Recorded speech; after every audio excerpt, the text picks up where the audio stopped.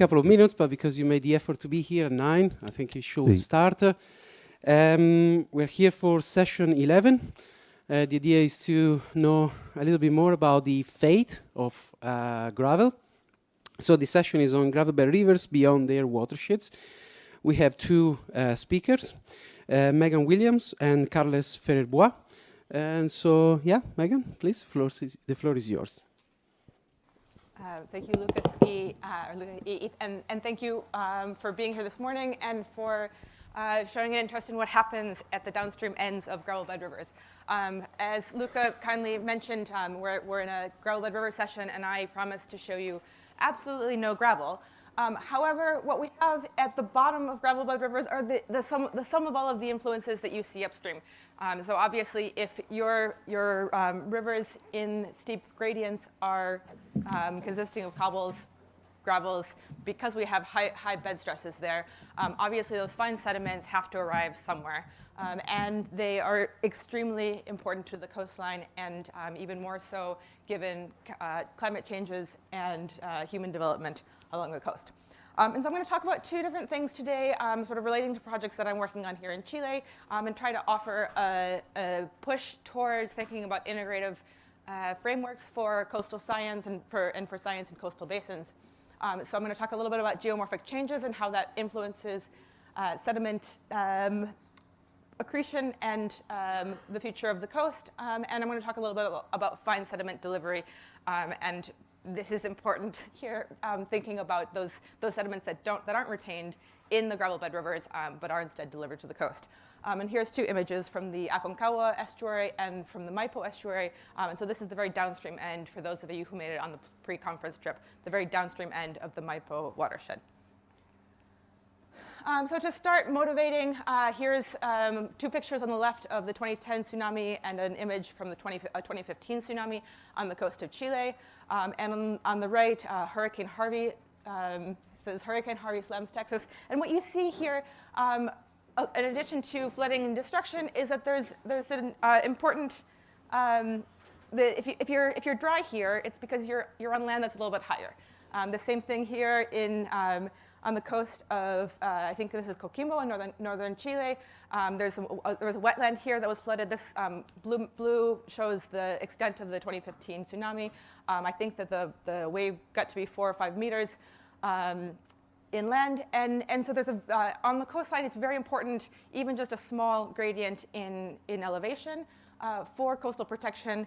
Obviously, wetlands are important for a lot of reasons, including carbon storage and habitat. But these are some very drastic images that highlight the need to understand what's happening at the coast. Here's another one from that 2015 tsunami. This is a small town in northern Chile. You can see the tsunami inundation zone here. And this right here was a string of houses along the beach. We could argue that we shouldn't build there, but we also need to argue that we need to better understand how to protect the coast. So just a summary or a brief review of why we need sediment delivery. At the coastline, here's some kind of classical pictures of the Yellow River Delta. 1989, you can see lots of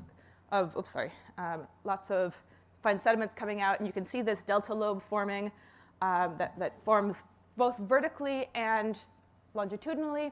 In the case of the Yellow River, the stream migrated and started depositing sediments up here, and we can see erosion after the channel migration, and then there's also been watershed changes, including the construction of dams. Of course, this process can go the other way as well. Here's an example that everybody in the US likes, the Elwha dam removal. Here's an old dam in Washington State that was collecting sediments, but not generating a lot of hydropower. And so they took it out and did a massive study of what's going to happen to the coast. And the anecdotes that I remember hearing years ago when this work was being newly presented was that they went out and made their markers to see how much sediment accretion there was. And then all of their markers were covered with 5 meters of sediment. And so the study design was not the best, but what you can see over the period, so red here shows sediment accretion. You can see that in 2011, the dam was removed. And by 2017, a massive delta and massive coastal environment has been recreated with those stored sediments. So in general, thinking about the changing sediment loads to the coast, this is work from Jaya Savitsky and others looking at land use changes. And so really we have the sediment delivery can be increasing if we have mining, if we have deforestation, if we have increased agriculture, and it can be decreased if we have dam construction, water diversions, et cetera. And so all of these things are at play on the coastline. And so, and you know, we can look at lots of satellite images. Here's a dam that was constructed. Oops, you can see kind of right here, the dam construction.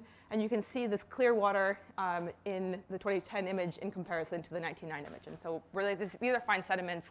Probably this is downstream of something with more of a gravel bed river. But there's a very striking contrast in the changes that we're seeing along the coastline. And just to remind us, the sea is rising. So here's sea level predictions for a variety of scenarios, and essentially the sea is rising, and so we need the land to rise with it. Otherwise, well, we're going to sink, and that's certainly happening in lots of the world.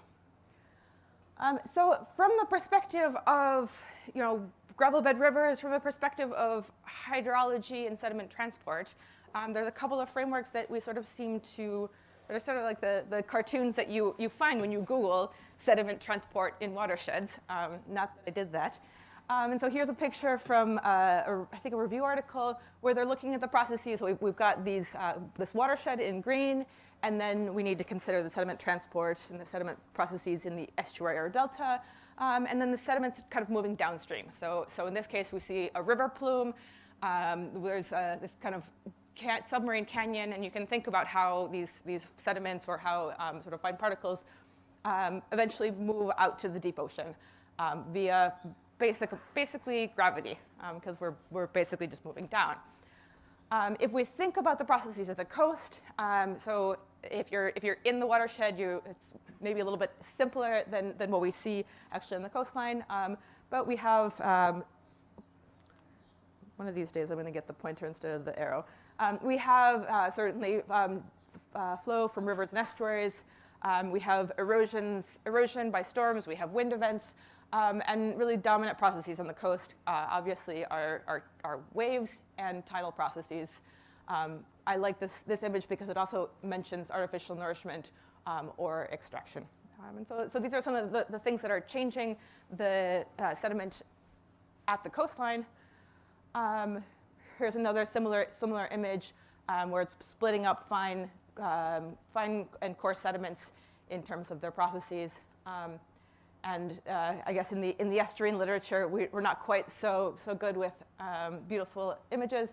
But if we think even on a smaller scale, some of the processes that affect whether or not we have sediment retention in an estuary, which might mean we have sediment contamination in the estuary, which might mean that we have changing environmental conditions. But essentially, we have a loading from the river. We have perhaps a loading from the mouth of the estuary. We have salinity stratification processes that influence the accumulation in the estuary, as well as possible shoreline erosion. So these are our sort of models that we have.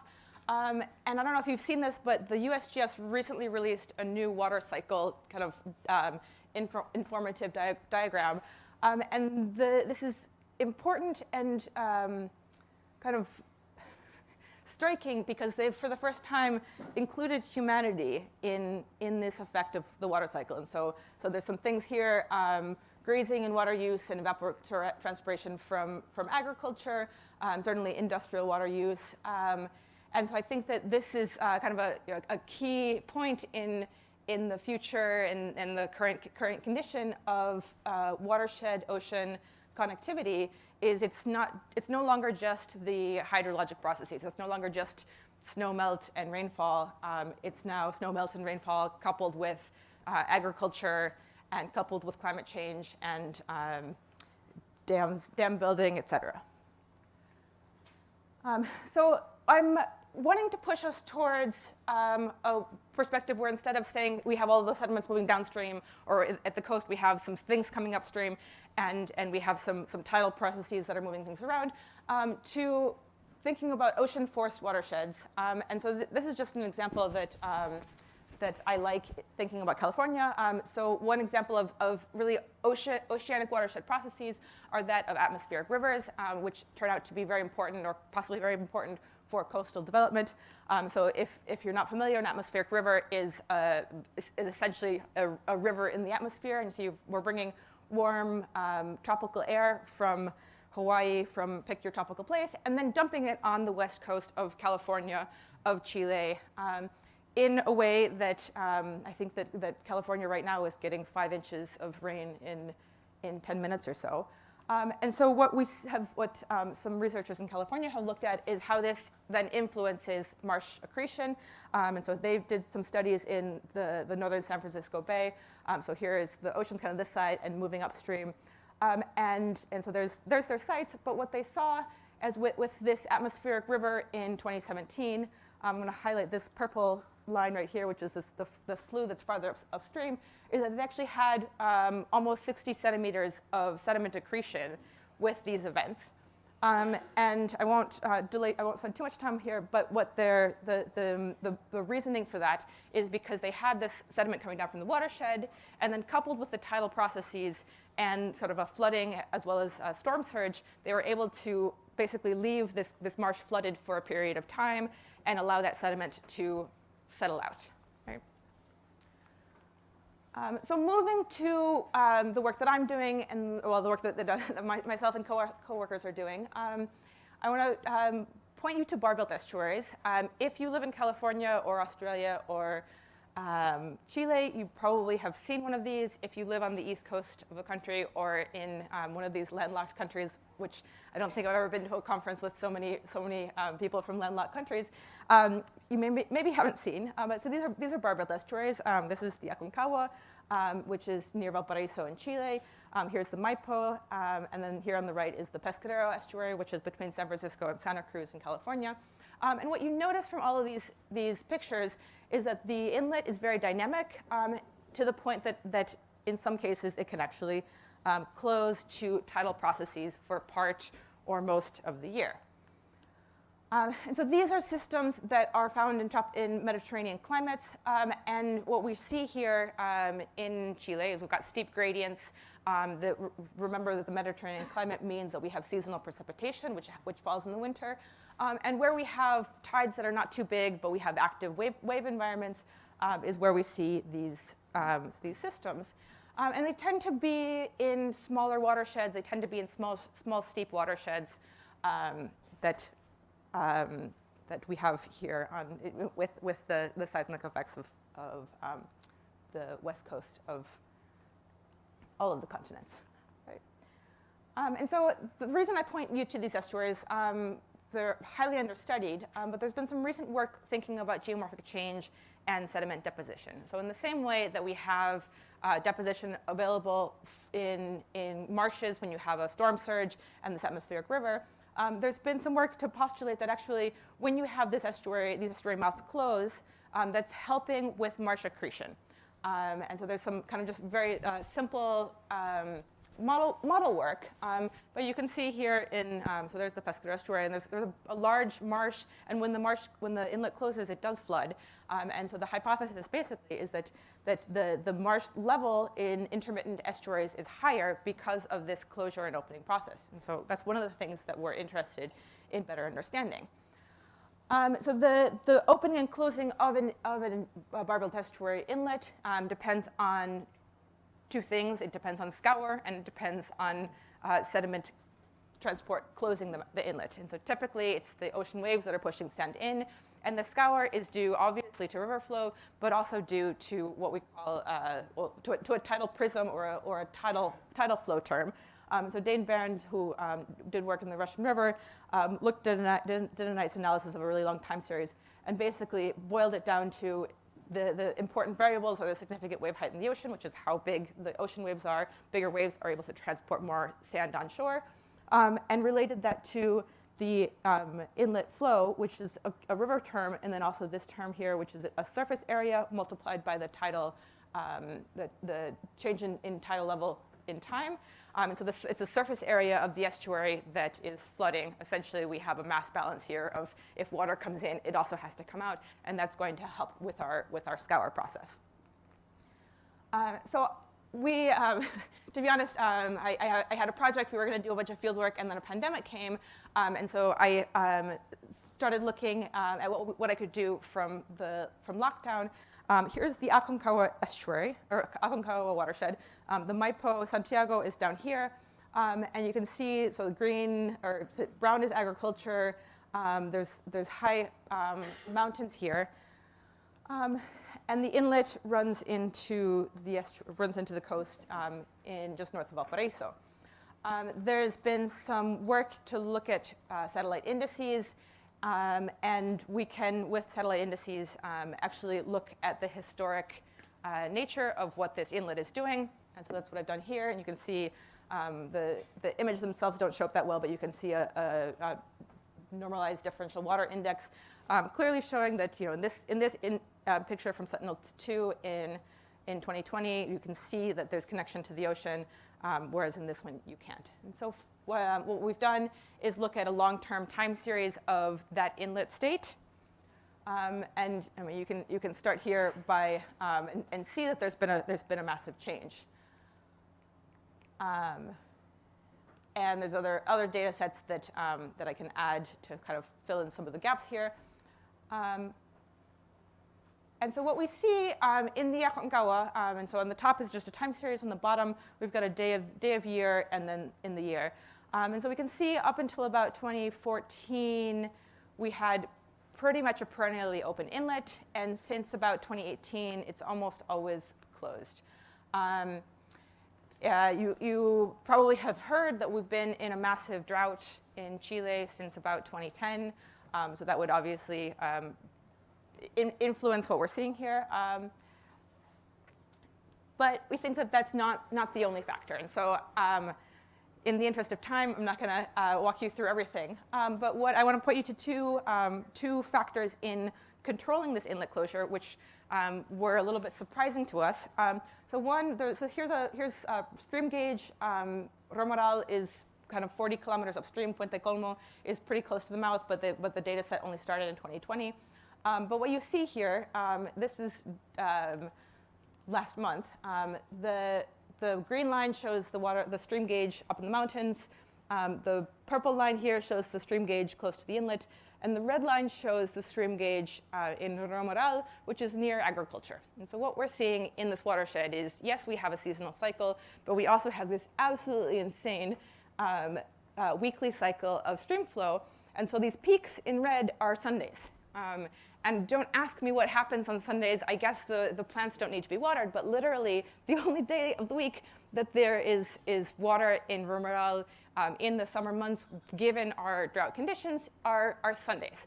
And so clearly our watershed is no longer anything resembling a natural system. It's completely an anthropogenic stream flow in this system, and not much of that water is actually making it all the way downstream.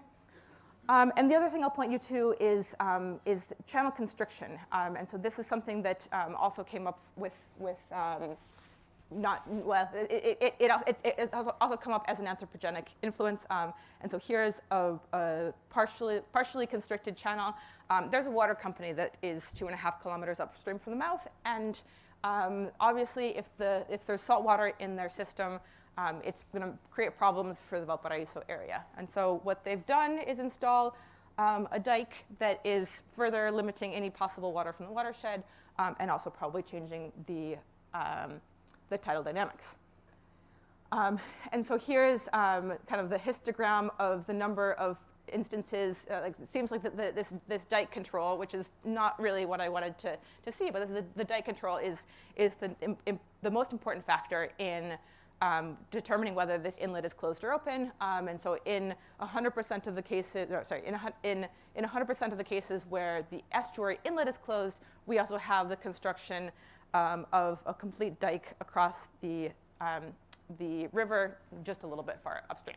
And so what we're seeing here is this dominance of the river term and the tidal term in controlling the inlet dynamics.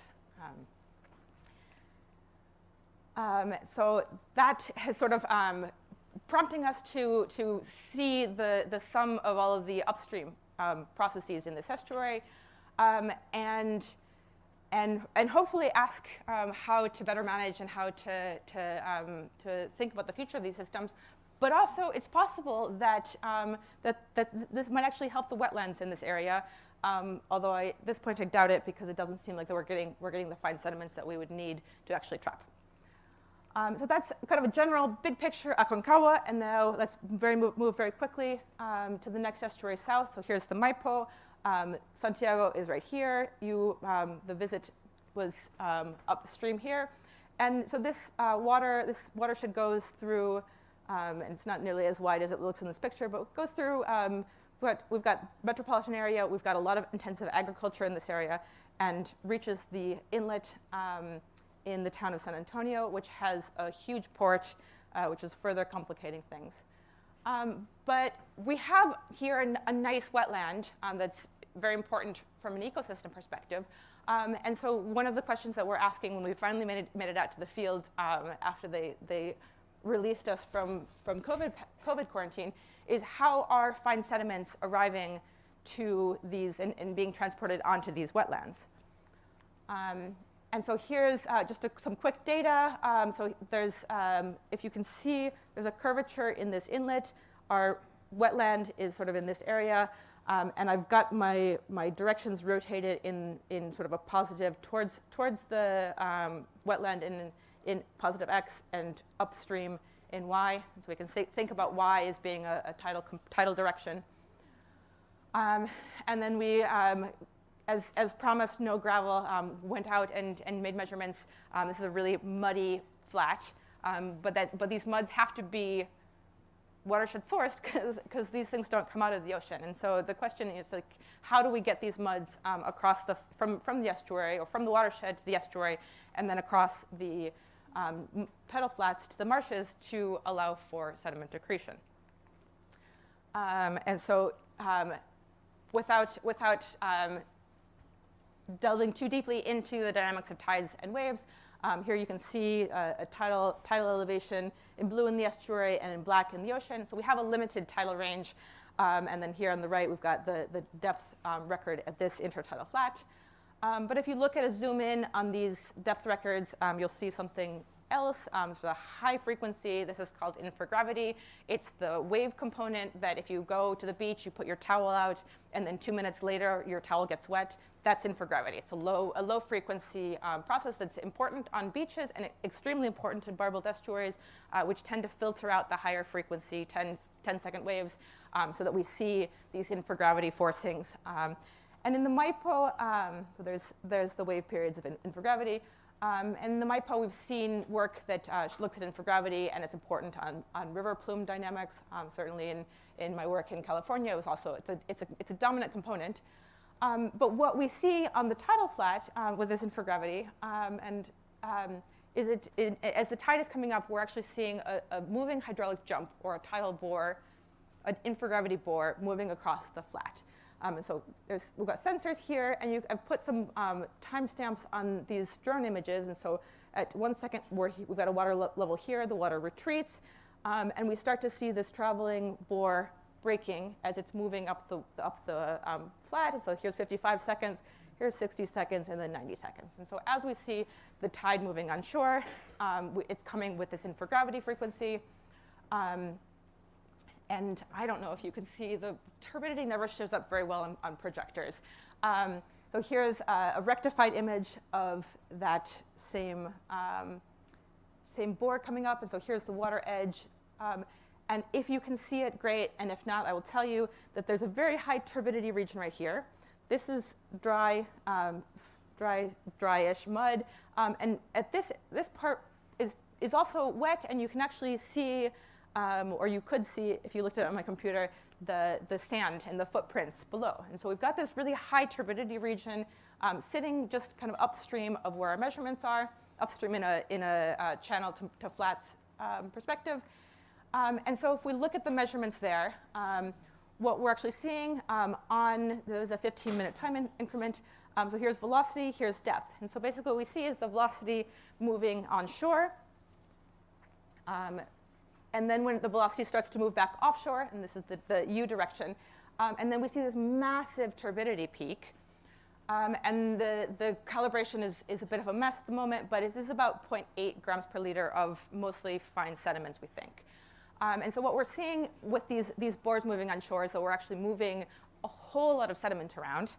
And if we do a summation of the turbidity of this, it's a turbidity flux at this point, across the flat, what we see is that largely largely due to these infragravity, to these bore processes, we actually are moving cumulative sediment flux in the x direction towards the wetland, with especially high transport at the beginning part of the flood, while in the kind of the river direction, our cumulative flux is about 0. And so this seems to be possibly an important process in transporting these fine sediments that have come from the watershed into the mudflat.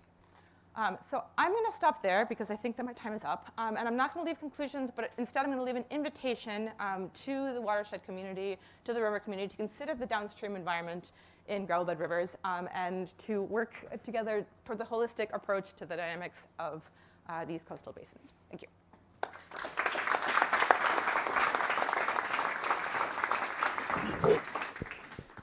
Thank you very much, Megan. I will ask now Carles from the Polytechnic University of Catalonia to give his talk. Green, it's on. And then this one. Forward, backward, and pointer. I don't know what that one does. Don't press it. Thank you. Vale. Okay. Can you all hear me? Yeah.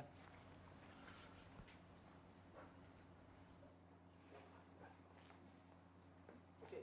So good morning, everyone. Thanks for being here. And also, can you all hear me? No.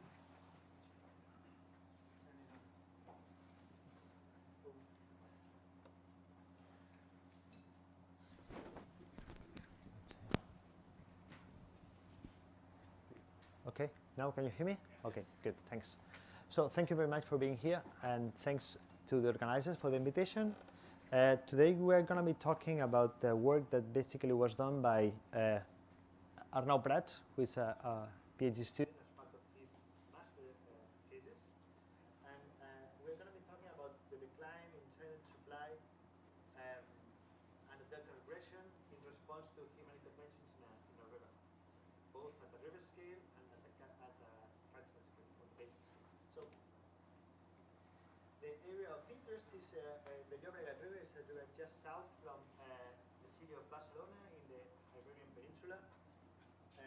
Here you see, so city of Barcelona, the catchment has about 5,000 square kilometers.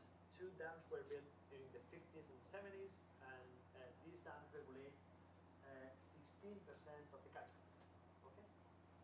The area of interest, though, is the lower part of the catchment that includes the last 30 kilometers of the ridge. We have divided that ridge into 5 smaller ridges, and the bed slope varies gradually decline from 0.18% to 0.015%, and the median grain size find from 21 millimeters to 0.7 millimeters.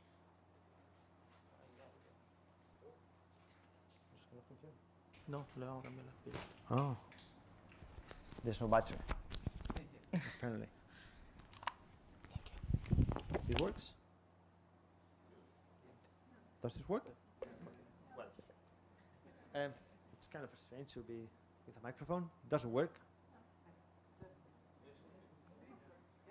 Okay, well, I'll continue. Try to speak a little louder. The dominant discharge is about 260 cubic meters per second, as you can see here. The river forms a delta in the end, of about 100 square kilometers. The motivation of the work is the following. So we had that image taken at the beginning of the 19th century, and that image was taken from a bell tower. So we asked the priest if we could go up to the bell tower, and we did that. So he allowed us to do that, and we went up to the bell tower, and we took this other image here. And what we see is a tremendous change in channel morphology. So the river has narrowed very much. It has nearly lost all of the alluvial deposits, and vegetation has colonized many of the banks, as you can see here. And this must have had an impact in reducing sediment supply to lower reaches, and in particular to the delta, which is located a few kilometers downstream. So that image was taken from a point which is located in this yellow dot here. So it's about 10 kilometers upstream of the delta. So the idea is that this reduction in sediment supply must have had an effect on the delta. So let's see how the delta responded to this tremendous change in channel morphology. So we have compared the shoreline evolution of the delta, and what we see is that the delta has been retreated constantly since the late 19th century. Overall, the delta has retreated for more than 800 meters close to the mouth, as you can see here. So we have computed localized the location of the coastline over time, not only in the mouth, but also following all of the delta. And what we can see here is that the northern part of the delta, so the part of the delta that embraces the mouth, has retreated about 500 meters on average, while there are some other parts of the delta that has advanced a little bit. So the regression is not uniform along the delta. So with this information and with some geomorphical information of the properties of the beaches of the delta, we have come up with an expression of how much sediment the delta has lost on average from 1946 to 1981, and the number is about 38,000 cubic meters a year on average. Okay? And I would like you to retain this number because I will be coming back to this when I explain other processes. So at this point, it's appropriate to describe a little bit what are the sediment sources for the delta.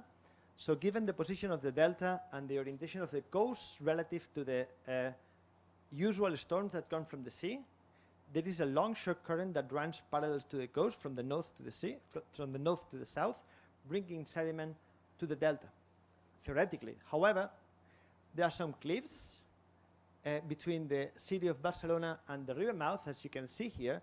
This is a map from the 18th century, and those cliffs represent an interruption in the longitudinal continuity of sediment. So in fact, there is no sediment entering the delta from the north. That means that the only source of the only external source of sediment for the delta is the river. So if something happens in the river, that must have a response in the delta.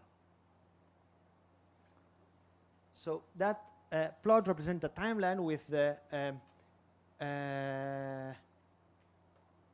the storm events recorded during 19th and 18th century, and according to the magnitude and the high magnitude and frequency of these events in the 19th century, climatologists talk about hydrological anomaly during that period of time, mid-18th century, 19th century, sorry. And these extreme events, I will be talking about that later on to try to explain what are the roles of these events in the delta evolution. But the catchment and the river has endured other impacts, like similar to what Victoria told us a couple of days ago, land use changes in the catchment that have two stages. First phase of deforestation till 1950s, followed by a second phase of reforestation till now. Then a number of weirs that were built during the Industrial Revolution, not in the study ridge, but further upstream. Here you have the temporal distribution of the construction of those weirs, and also the dams that we have talked at the beginning. And lastly, the river training that concentrated in lower reaches in the area of interest, that basically consisted of the narrowing of the channel, and the last intervention was done in 2005. They diverted the mouth to create a new mouth, and I will be talking about that at the end of the presentation. Okay? So the idea of the work, the objective of the work, is to try to find the relation between these impacts and how these impacts might have reduced sediment supply to the river, and this reduction in sediment supply might have an impact on the delta regression that we have seen at the beginning. That's the main goal. However, since we are dealing with such a long period of time, the information is scarce, and we are trying to put up the pieces of the puzzle, we don't have all of the pieces. The idea is to come up with applying simplified theories and methodologies to be able to try to come up with an explanation of what could have happened in the river and in the catchment that has produced the delta retreat. That's the basic idea of the presentation. So what I will be doing from now till the end of the presentation is to try to describe all of the impacts and how these impacts might have had an effect in reducing sediment supply and then causing delta retreat. Let's start with the dams. So of course dams trap all of the sediment, especially the coarse material, but given the times at which they were constructed and given the distance to the delta, we don't think that they have a huge effect on the delta evolution, at least in the recent delta evolution. Of course, they don't have any effect prior to their construction. So the delta started to treat it at the end of the 19th century, and the dams were built in the 50s and 70s. So what happened before has nothing to do with the dams. But they will have an effect in the future, of course. But dams have also another impact, since they attenuate, due to the regulation, floods are reduced, and that reduction in floods have an effect in reducing sediment transport capacity. So we have reconstructed the mean annual, so the flow frequency curve before and after the reservoirs for the period 2002-2018. And what we've seen is that just for the presence of the dams, on the reservoirs, the flows of the flow frequency curve has been reduced by about 20%, and that translates into a reduction in sediment transport capacity of about 40%. Okay? And that has an direct implication in reducing sediment supply to the delta. Land use changes. So as Vittoria told us, there have been also land use changes in the catchment. The agricultural land has reduced in favor of forests. That has happened during the second half of the 20th century. But the most important impacts occurred in the lower basin, is the more urbanized part of the basin, in which basically what has happened during this period of time is that the agricultural land has been converted in urban areas, roughly speaking. However, if we look at what literature says, is that from mid-19th century to 2000, so in 150 years more or less, agricultural land was at maximum and forest land was at minimum around the 1950s. That means that we cannot claim that the land use changes are responsible for the retreat of the delta, which started 50 years earlier, at least. Something else must be going on here. Last impact, river training. Basically, the river training concentrated in the lower part of the catchment. Basically, it consisted of a reduction in channel width and occupation of floodplains. And if we consider that this alluvial deposit that has been lost as constitute the coarse sediment supply to lower reaches, that would mean that the coarse sediment supply has been reduced by 78% from 1946 to 2015. Okay, that's one of the effects of the river training actions. the other effect is the change in morphology. So we have compare those changes in sediment supply, and we have calculated sediment transport capacity over time for these 5 ridges based on historical information. That means channel width, water depth, and bed slope. And by combination, sediment transport capacity and sediment supply, we have routed how sediment moved from the beginning to the delta, and what I'm showing you here are the results of how much sediment reached the delta during each period of time. And what we see expressed, in thousands of cubic meters a year on average. We have applied that methodology applying the Ashida-Michiue equation for each of the flows of the flow frequency curve that we obtained before, with reservoirs and without reservoirs, okay?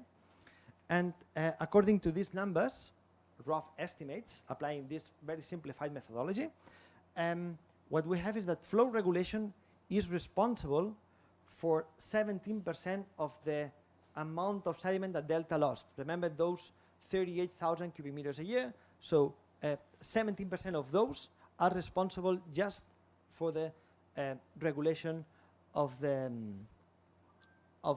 caused by the dams.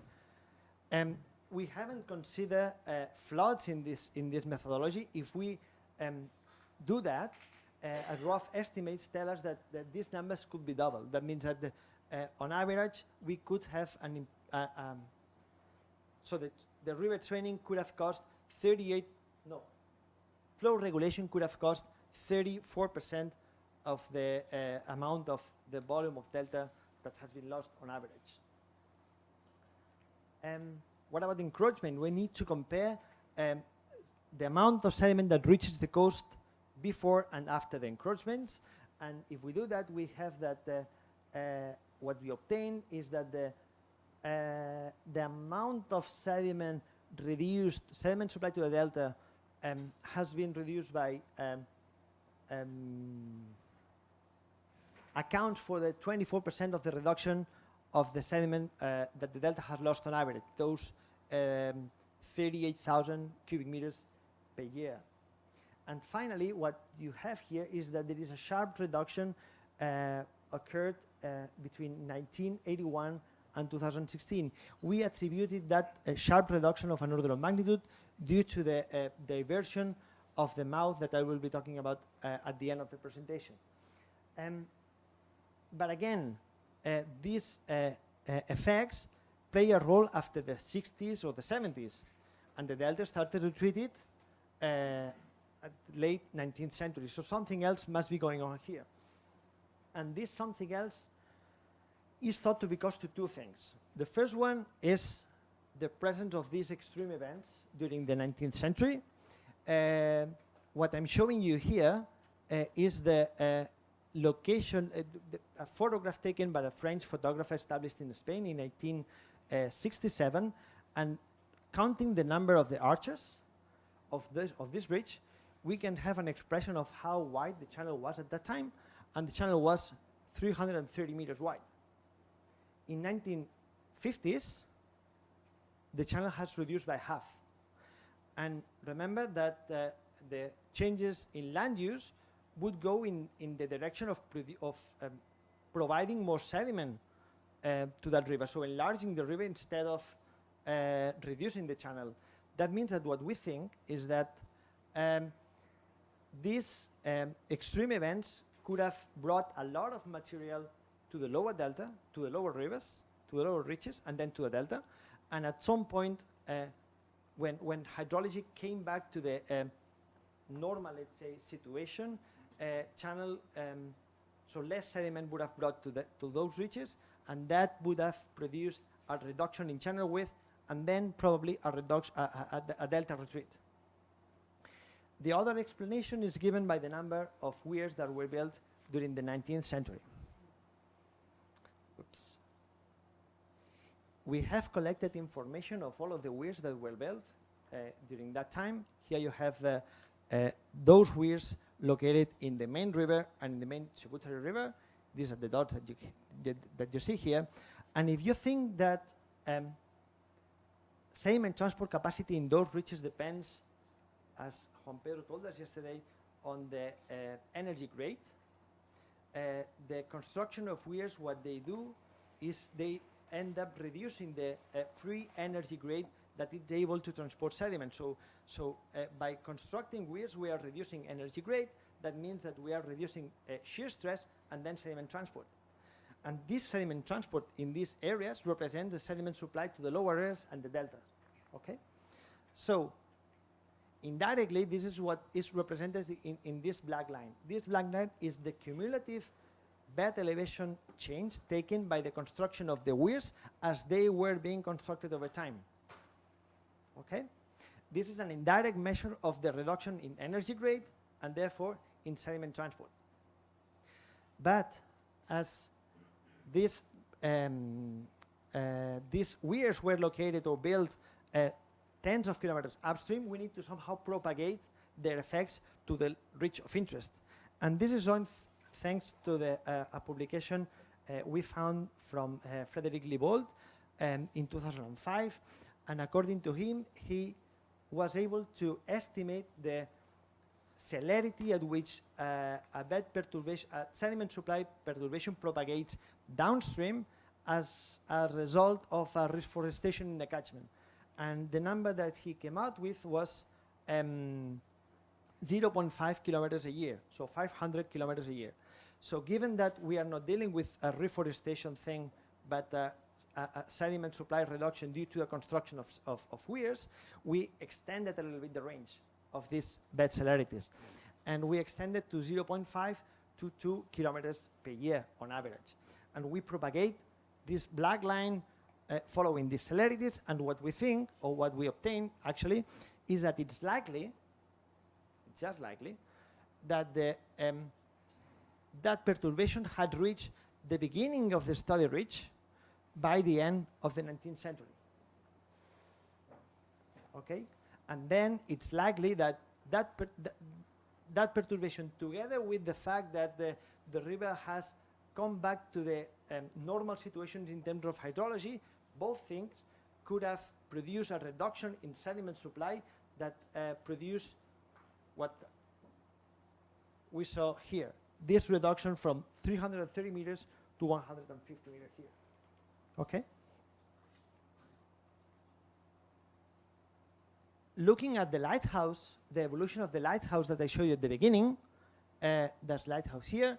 We have the position of the lighthouse over the years, and what we see is that effectively, the delta advanced from mid 19th century to the end of the century, and that advance is somehow, or we attribute this advance to the this hydrological anomaly, to the extreme events occurred in the 19th century, and from this point onwards, there is a continuous reduction in sediment supply and then in delta retreat, which is attributed to these both things that I just told you before.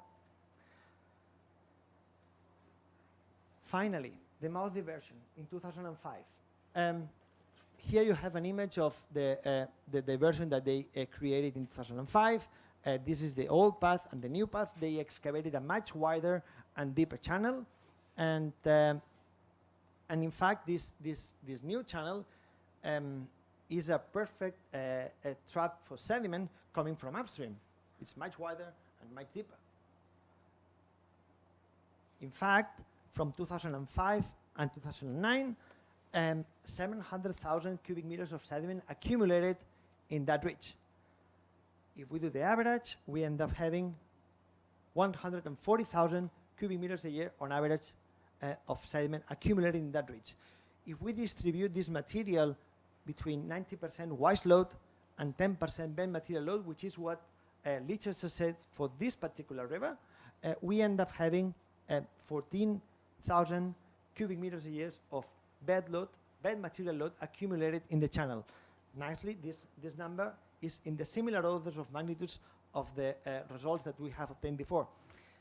We don't like to talk about calibration because this is not a calibration. We are comparing two different things. we don't have any bed load measurements to compare with. We are just comparing the amount of sediment that would have accumulated in the channel with rough estimates of the amount of sediment that reaches the coast, applying a very simplified methodology. I would like to strengthen on that. So this leads me to the conclusions. So we've seen that, yes, engineering works have affected sediment supply. The delta has lost on average about 38,000 cubic meters per year. River training is responsible for 24% of this delta loss, and dams could be responsible for 17% of this balance. Their effects, though, are expected in the future. They might have an effect in the last decades, or in recent decades, but they are not responsible for the entire delta retreat that we have observed since the end of the 19th century. The delta has retreated, as we've seen, and according to what we have found, the anomaly in hydrology and the constructions of weir are thought to be responsible for the more ancient delta retreat that started at the beginning of at the end of the 19th century. So we have observed inertia and lag times in response to these ancient causes, so we can expect the same process in the future. So we can expect that both dams and encroachments have an effect in the future in retreating, in causing more retreat of the delta. So that's it. Oops. Thank you very much. Hope I'm in time. Thank you.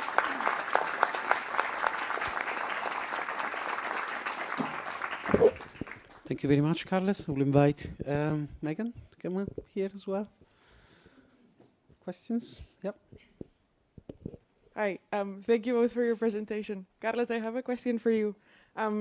Very cool results and insights. I was wondering about this hydrological anomaly. We've seen, I know in the Rhine, that because of the occurrence of certain combinations of peak flows that sort of came very close together, right, in time, which I guess could be another hydrological anomaly, these might have triggered some kind of tipping of the system in terms of how sediment is partitioned at the bifurcations, which then is affecting long-term morphodynamic trends in a larger scale. If that is also something that sort of determines very big changes in terms of sediment delivery, and it's a hydrological anomaly which seem to happen in places, which I guess we cannot necessarily predict.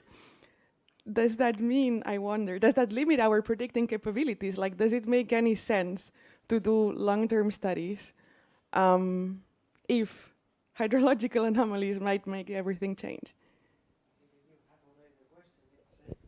It's complicated to, I guess it's complicated to do such long-term predictions, but at least you have a baseline, and you can, just guessing, you can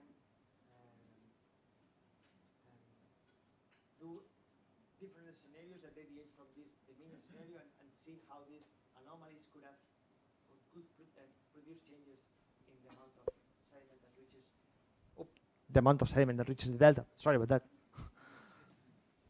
Thanks. But I think that you know the answer already.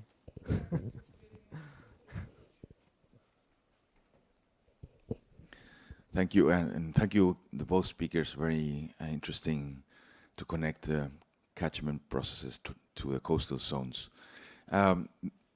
Question for Megan.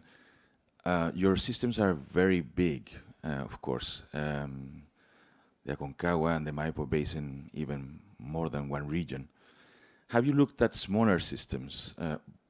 Back in 2006, when I was in the same department that Christian is now, we did a couple of master thesis and publications in the Yali, which you might know. Smaller system where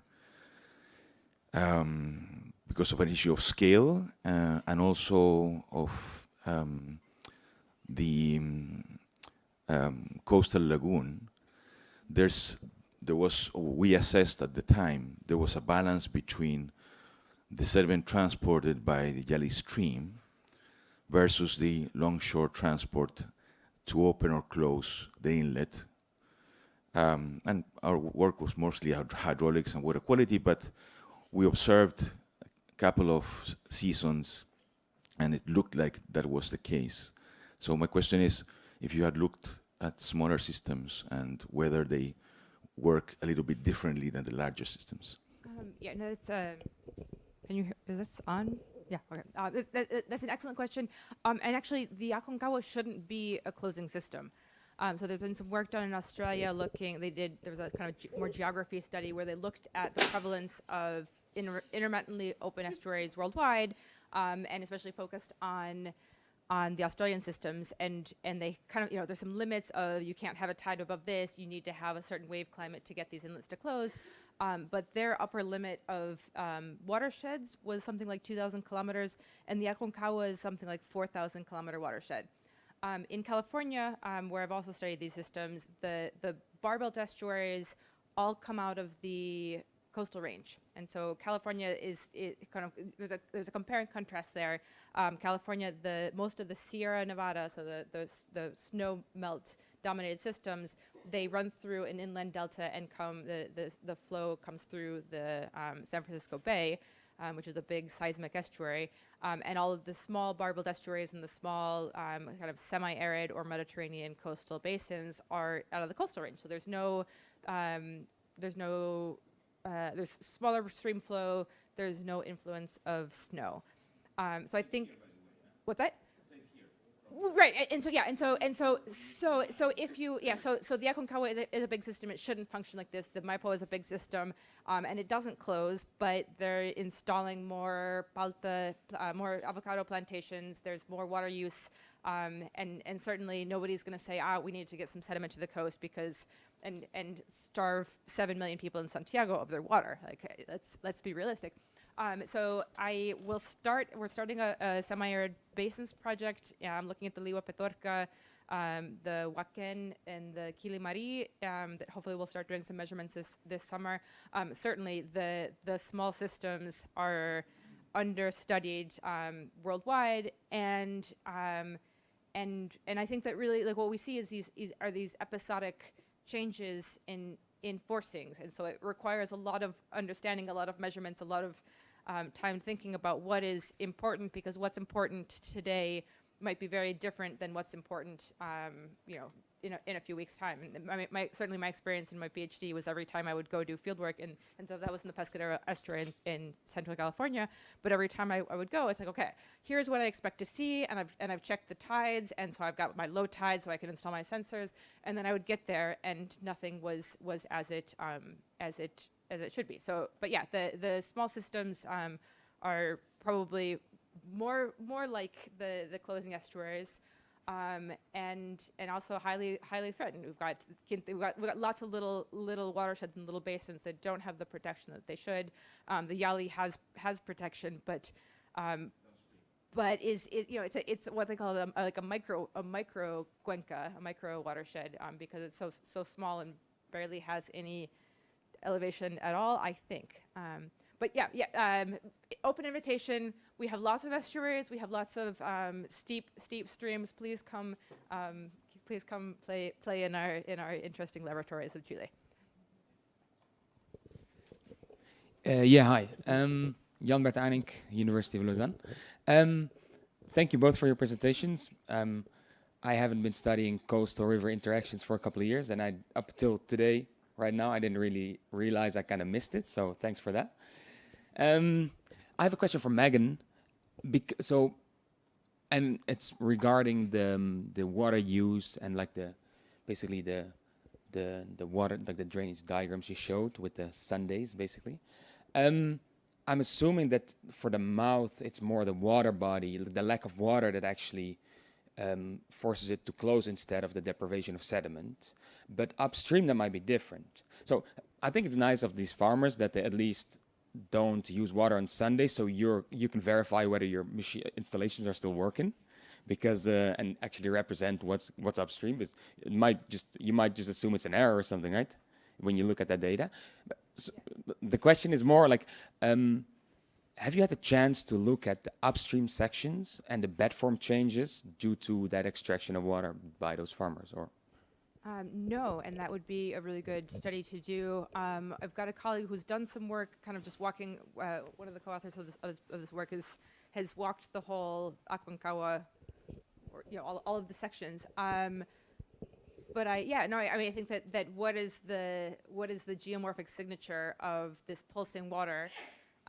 Be it a weekly pulse, or be it these big systems that Carlos was showing, the kind of hydrologic anomalies, I think is something that is hard to quantify when we're looking at long-term processes, and certainly something that I'm trying to work towards. But I think that you've hit on an important question: how do these short-term episodic events, whether they be sediment, stream flow, or a combination, are affecting changes that we kind of tend to think of as on a bulk process. Hi, thank you both of you for your very enlightening presentation on this source to sink approach at catchment scale. I really think it's needed in Mediterranean environment somehow. I don't picture yet exactly why, but anyway. It really correlates to the systems I'm working on in France, and I wanted to ask both of you about these marsh areas downstream, because we're concerned about that in France.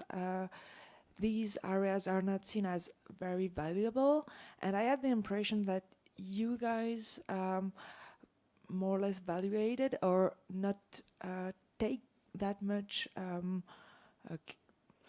interest in it. Like, no, I don't express myself properly, but let's say that we're concerned that there is no bed load coming to the sea, and your countries might not be as concerned as ours. So what do you have to say about it, please? I mean, so is your question about bed load, or is your question about sediment delivered to marshes and coastal marshes?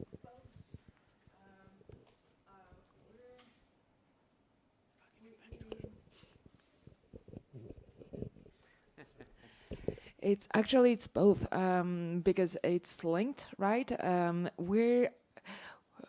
We don't see these marshes as good.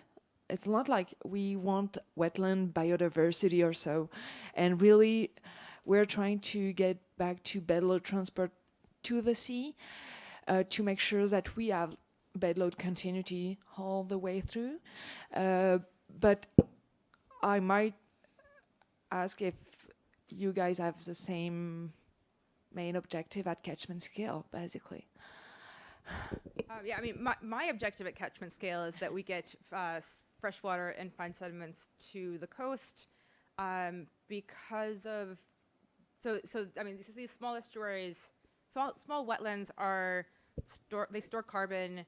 They are kind of very they're important but small ecosystems. They protect human health. They clean water. They probably accumulate contaminated sediments so they don't go elsewhere. Is that a good thing or bad thing? I'm not sure. But certainly in Chile, the motivation depends on where you are in the watershed. Whether the concern is where can I extract gravel, or do I have water to make sure that my avocados and my tomatoes don't die. I think that we in Chile are moving hopefully towards a more integrated perspective, and also hopefully towards a perspective where we're valuing the coast in the way that we should, because we're very vulnerable there. But I think that there's a lot of work to be done. But I'm happy to help share references on the importance of coastal marshes. But I mean, this is sort of we have a long history worldwide of saying, there's some low-lying flat area, it's fertile because of all of these sediments that have arrived. Why don't we drain it and put agriculture there? Or why don't we drain it and put beach houses there? And I think this is nothing new, but the question is, what do we need to do now so that we're prepared for the future? So my my objective as a looking the catchment as a whole would be to tear all these weirs down, but realistically this is not possible. Many of them are unused, but even if we tore them down, their effects will be a long-term response in terms of bed load to the delta, and maybe there are other drivers that we haven't talked about here. It's the small creeks, and many of them ephemeral, that have been channelized, and they have no they don't supply sediment to the delta, to the main stem of the river, and probably one of the initiative could be just trying to remove all this small channelization that prevents sediment reaching the main stem and then to the lower ridge. But yeah. So I have a question about dams. And in some watersheds where there's a lot of dam construction planned, there is a lot of work being done to predict the differences in the organization or the spatial distribution of dams on net sediment flux to deltas, especially the Mekong. So lower main stem dams versus higher tributary dams. And Carlos, you showed a slide that you didn't really talk about it, but you showed the watershed next to the one that you're focusing on. And it had a much higher degree of regulation that I'm guessing means there's a lower main stem dam. And that is a reminder that we're already probably running that experiment in watersheds where we have variable distribution of dams. So I'm curious about the difference in response that was observed in those watersheds, and also for Megan, if there's any observations in Chilean watersheds that are highly dammed, like the Biobío, regarding how the distribution of dams, whether they're lower main stem or higher up in the watershed, have a visible effect on deltaic processes. Thanks. Yeah, I forgot to mention that. And it's nice because Megan has showed the example of the Ebro River that has been declining, has been retreating because of the amount of sediment that gets trapped into the reservoirs. And yes, so the Ebro River just beside it's much larger river.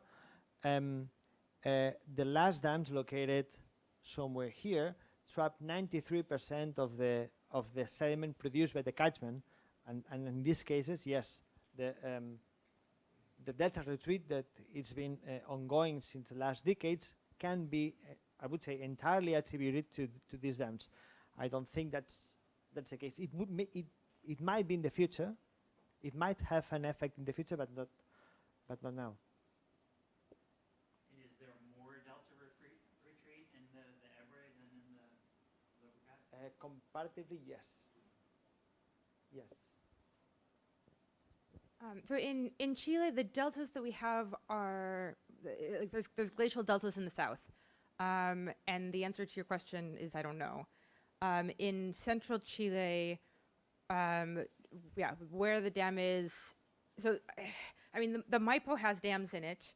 They're higher elevation. We still see a strong suspended sediment load at the coast. The Rapel, which is the next big watershed down, so the Yali, as Alejandro mentioned, is the next micro watershed.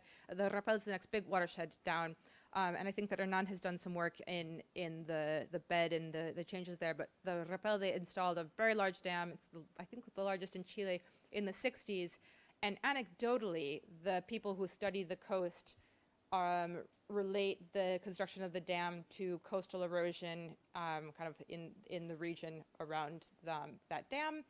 but has it been fully quantified? And definitely this is because of the dam position. I don't think so, although I might be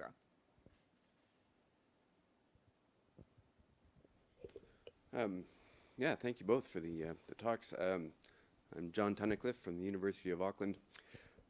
Carlos, I had a question about the river training works along the length of the system. We're in New Zealand, we're interested in the prospective benefits of untraining some of these rivers and bringing back the sinuosity. And so in some river systems, there's maybe 15 or 20% of the length has been lost due to straightening of the river system. And so I'm just curious if you'd sort of worked out the relative impact of that straightening or the potential benefits of bringing back some of the sinuosity that could lower the slope and increase, I guess you're looking more at more effective delivery of sediment, but in some cases we're looking at enhancing the storage or moderating the rate at which material is being recruited from the channel. Just wondering if sinuosity has any. We haven't looked into that. There haven't been such straightening. It's just mostly narrowing, so the length hasn't been reduced by much. There's a small localized place where they cut one meander, but it was like 500 meters long, so it wasn't that much. Okay. The problem is that there's no space to enlarge the floodplains. So all floodplains has been occupied by houses or industrial areas. So in the end, at least in the lower reaches, nearly there's no space. That's basically the problem. Right. In upper reaches, it could be done because they are less populated, but in lower reaches, I guess it's nearly impossible in most of the places. Yeah. Well, thank you.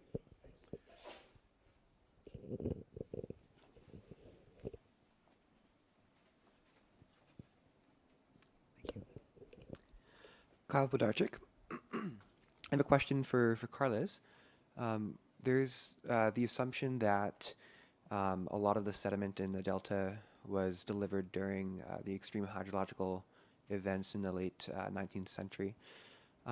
Has there been any work to determine where the bulk of that sediment came from within the watershed, and what could be the potential impacts if a similar set of hydrological events occurred again and remobilized sediment from those sources?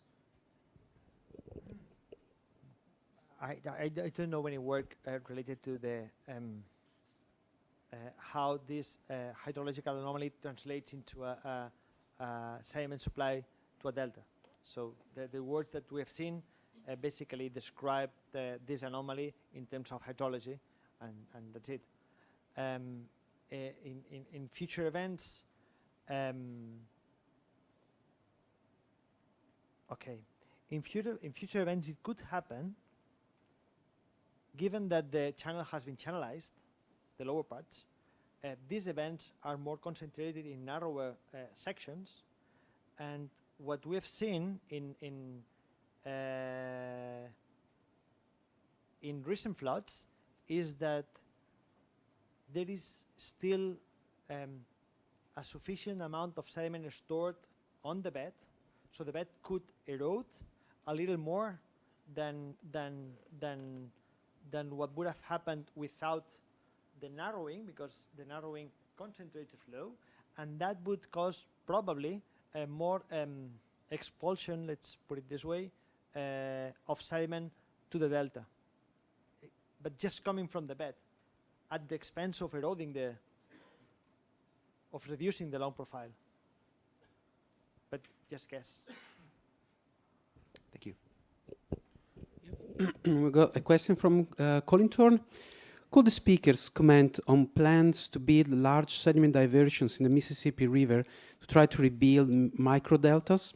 These plans are highly controversial as delta ecology will be changed. The diversions are proposed for Barataria Bay and Breton Sound. Both water bodies are now salt dominated, but will change to fresh water conditions. Are there similar plans in Europe or Chile? Also, when considering the sediment that builds a coastal delta, bed load is certainly important, but so is fine. Suspended sediment that is deposited due to flocculation. Also, sediment that's bed load at the delta is wash load far up in the basin, where bed material and bed load are much coarser. Wash load moves faster and further than bed load, reducing downstream response times. I know, a lot, but. Excellent questions, but I don't remember any of them anymore. So in the comment, delta ecology in the Mississippi Basin, I don't know.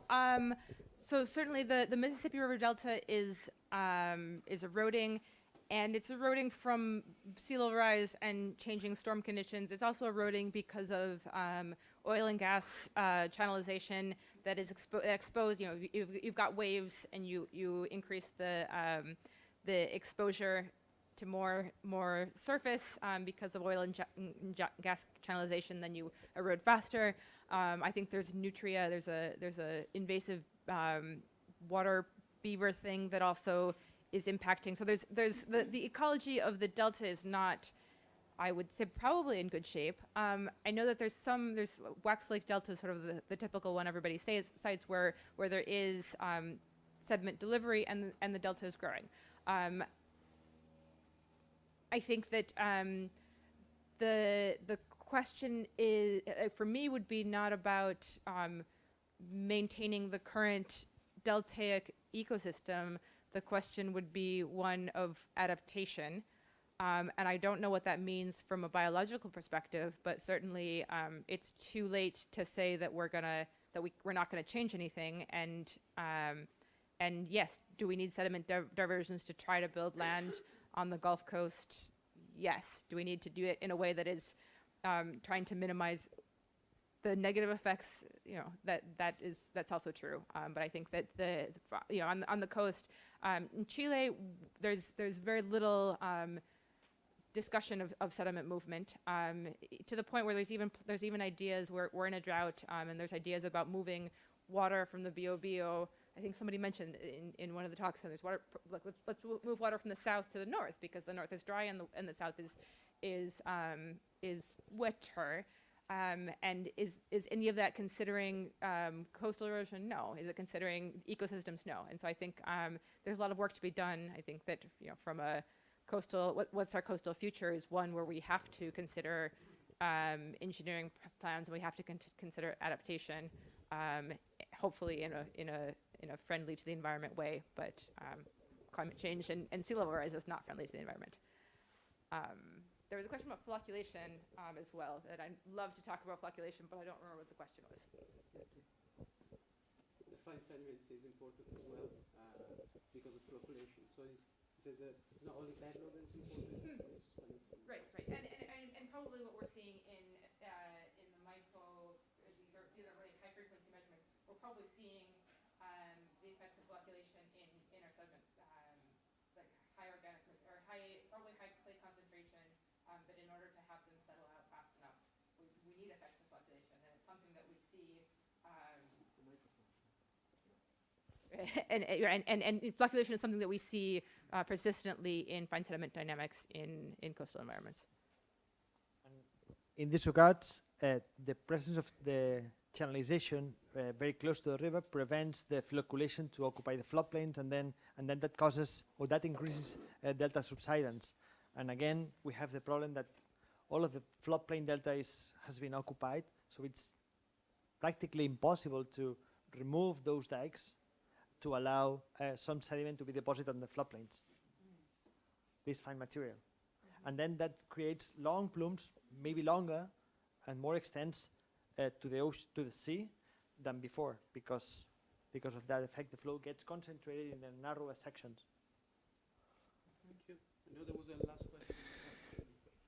Oh, it was a double question for both, so I try. Now, speaking of longer term sea level rise and the impact of extreme events, I will leave that aside and go back to flocculation and vegetation.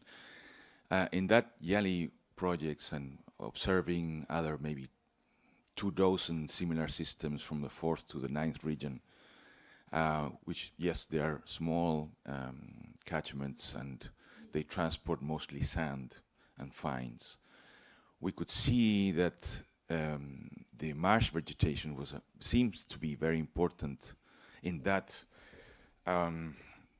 conflict or war between longshore transport and the stream transporting not so much sediment but water that would open or close the outlet of these coastal lagoons.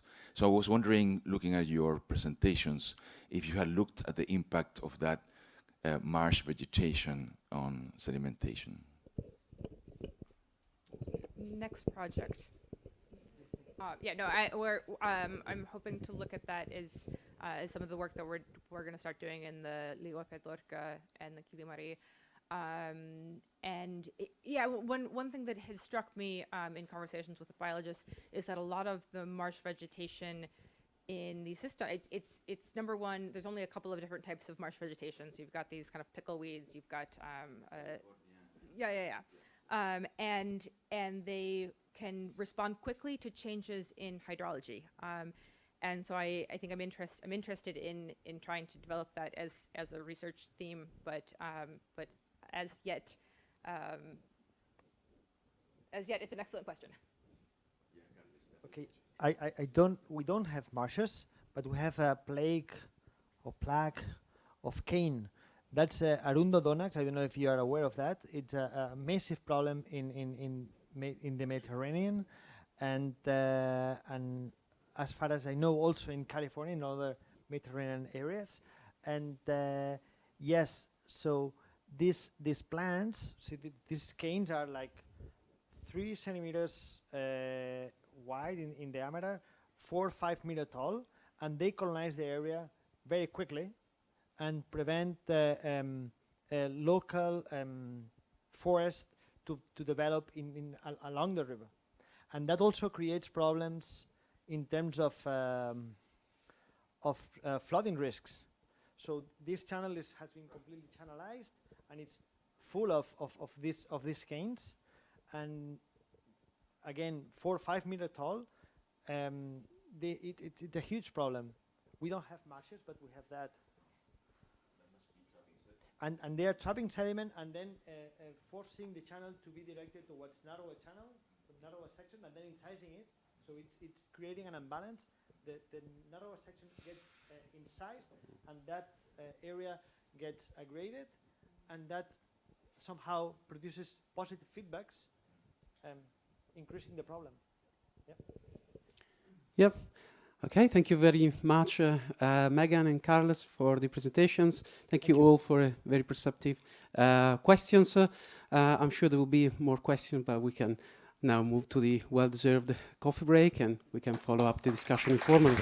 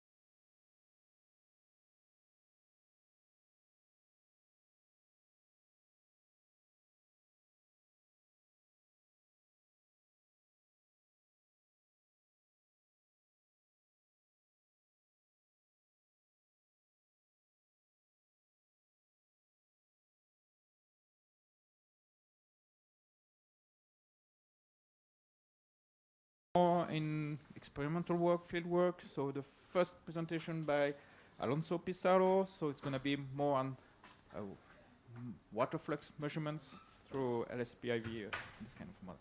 So I'll let you, you have 24 minutes. Okay. 28.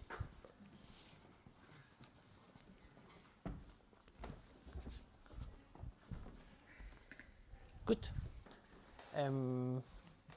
Yep. Hi.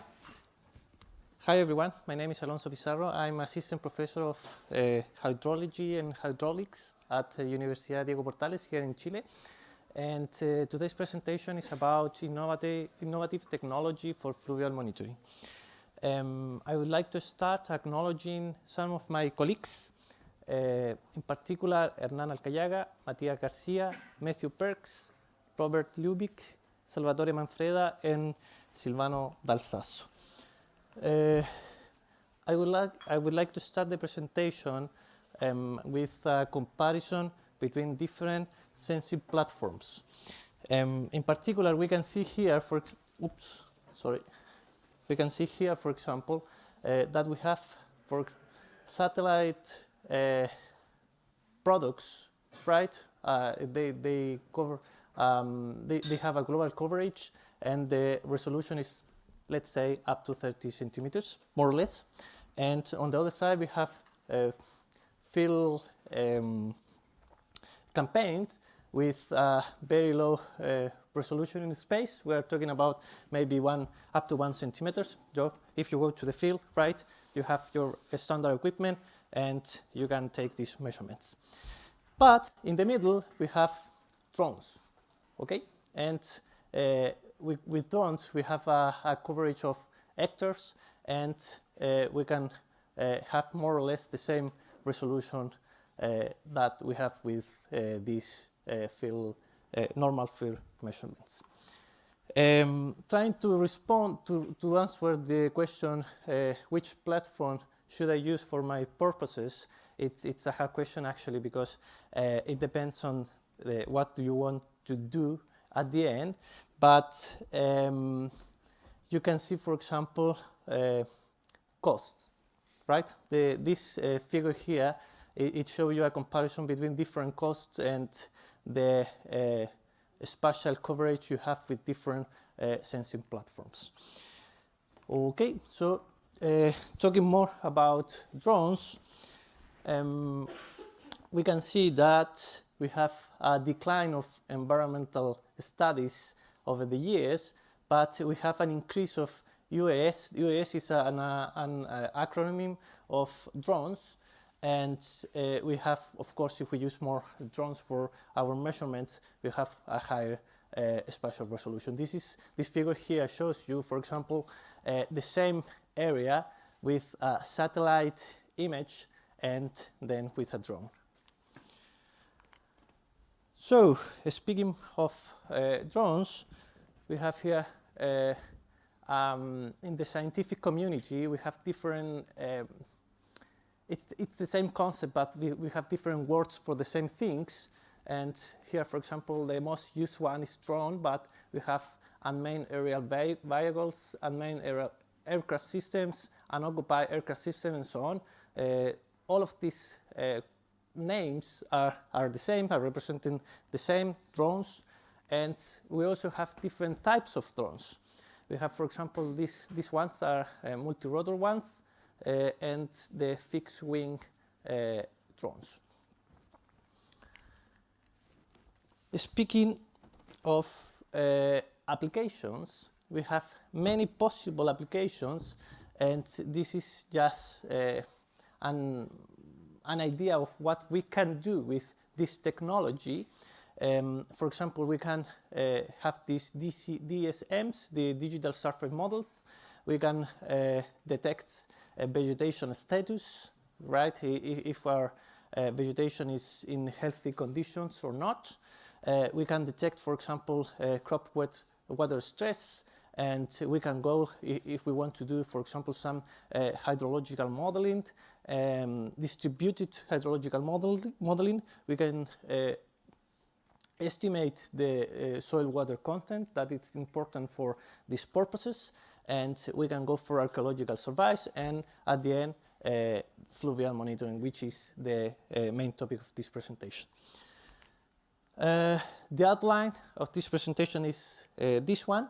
The presentation is structured in 3 different parts. The first 2 are related with image velocimetry applications, seeding quantification, we're talking more later on this issue, and the footage stabilization. You have this problem with the drone, right? You have to hover over a certain altitude, right? And you can have the view of the river. But for example, if the drone is here, if you are in windy conditions, the drone starts to move around a little bit. So these conditions are introducing some artificial errors in our measurements, image velocimetry measurements. And at the end, it's a new topic I'm trying to develop right now, and it's water extent segmentation with only RGB data. So regarding stream flow monitoring, we have essentially 2 different main group of algorithms, the PIV1 and the PTV1. They are both essentially used at laboratory conditions, but not at field conditions, and that's the main focus of research right now. But the main scope of this type of application is to quantify velocities, discharge, and water levels optically. Regarding the versatility of this type of technology, we can use, for example, smartphones. Every one of us has nowadays some smartphone with good cameras, so we can use this technology. We don't have to buy new things. We can use what we have right now and use it. And of course, we can use fixed camera. For example, the station that Alejandro showed us a couple of days ago in the pre-conference tour, and drones. You can see here, this is only an example of a fixed station. I think it's from our colleagues that they have this fixed station in Switzerland, and you can see here there is a flood event, and they are determining the velocities, the water levels, and of course the discharge. Regarding some field experience and analysis, this is just an example of what can we do with this information. This is PTV analysis of field work, and this one it's really interesting because this is a YouTube video. So the main idea was to, we didn't go to the flat area, but some guys in Italy, they took the smartphone and they recorded a video and they uploaded to YouTube. So we went to YouTube and we downloaded the video and we analyzed it. And as you can see, this type of analysis can be done after in a post-processing, a post-event way. Many of you, I think, already know the main workflow of this image velocimetry analysis, but the first step is for sure you have to have a video. So you have to have the data, you have to have the information. So a field survey, in this case with a drone. Then you can go, well, image velocimetry detects and tracks these features, and the main question was, can we optimize this result with this information? The answer was yes and no. Okay, yes, because everything can be optimized and we can have better results, but no, because we needed a huge data set with all the possible conditions to analyze. So we, of course, didn't have this data set, and we thought, okay, let's go for a numerical approach. With a numerical approach, we were able to create synthetically speaking different features with different conditions moving in a synthetic generated footage. and we analyze all of this footage with all of these conditions. So we have this numerical lab at home, and we prove all the possible conditions we thought were important. This animation, it's important in illustrative because the seeding density in all these cases is the same. So the number of traces that you can see here is in all of these cases the same, but you can see, of course, that there are these different clusters, for example, in this one, so there is aggregation, a higher level of aggregation in this animation than in this one. So we adopted this approach. We generated more than 30,000 images, and we actually found that, following dimensional analysis, that we found this new dimensionless parameter. This is SDI, seeding distribution index, that is able to use these both variables inside, and more important than that is that there is a clear relationship between the number, the value of the SDI parameter and the errors. So when we minimize the SDI parameter, we are having less errors. And this was an incredible finding, because we say, okay, now we have all of these conditions, we have this SDI index, and we can go to the field and test these ideas, because this is all numerical. We did that. We have this data set, and we applied all of these ideas, and we found that the same things, actually, not the same magnitude, because the cases were a bit different, but the same relationship. So if we minimize the SDI index, we're minimizing the errors. Okay, we say, okay, so if we have the footage, if the footage has a duration of 1 minute, let's say, so if you go to the field and you start flying the drone, I mean, one minute video, it's okay. So probably you have more than 1 minute.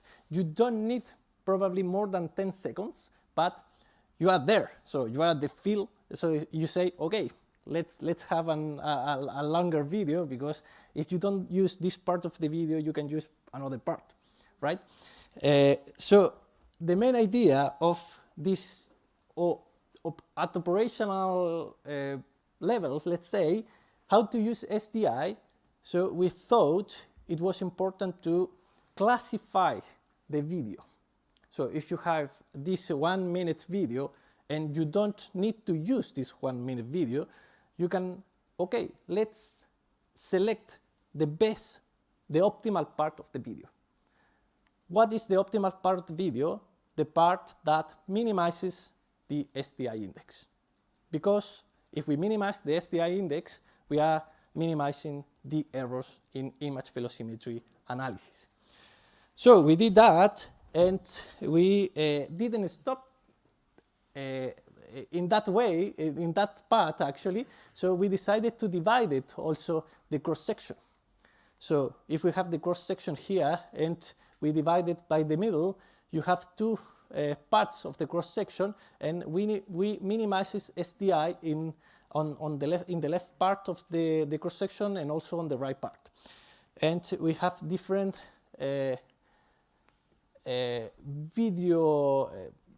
different numbers of frames that are analyzed in this part of the cross-section and on the other part. And in that way, we were able to minimize the error. We're talking about the minimization was around, the minimization was around between 20 and 40%. So it's okay. I mean, it's a good number.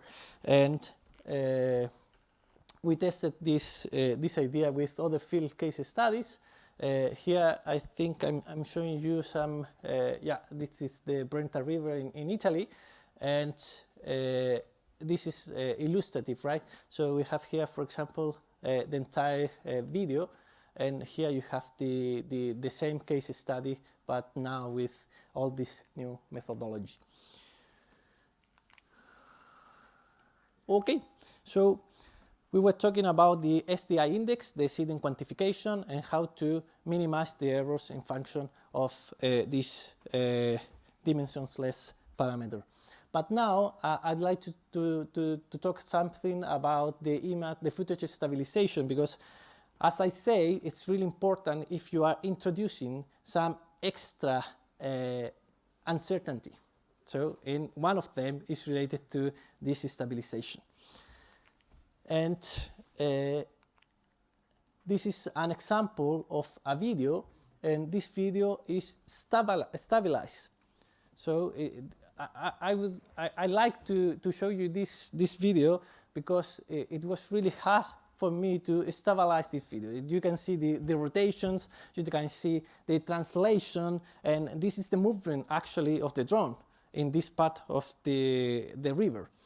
Here you can see more or less the trajectory of a ground control point, and you can see that we're talking about maybe from here to here, it's, let's say 40 pixels, more or less, in the y-axis, and 30 or 40 pixels also in the x-axis. But with the stabilization, it's the orange one, we have here, let's say, more or less 1 pixel of movement, or less. So we also tested with field condition and different approaches and algorithms, and we found that more or less all of these algorithms are able to minimize the displacement here, for example, and it's less than 1 pixel. This is an application of other case study with a stabilized video versus a non-stabilized video. So here we have the frame number, right? And in black we have the displacement of the non-stabilized video, the original footage, and in green we have the stabilized video. And here we have some errors and error reduction in terms of this comparison. Here also we have a comparison with standard equipment. In this case is a DCP. Regarding water extent, I think I'm okay with the time. Okay, excellent. So regarding water extent segmentation, it's a bit different from what I've shown you up to now. But the main idea here was, okay, let's use RGB data to classify, to segmentate where the water is and where the river is. This type of analysis is usually done with satellites products and other algorithms, but for example machine learning and so on. And the main idea that we have was let's do it, but with more a physical based approach.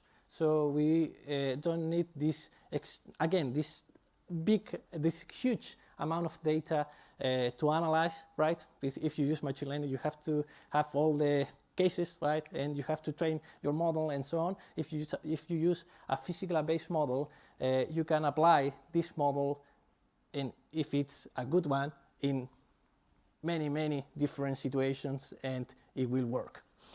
So that was more or less the idea.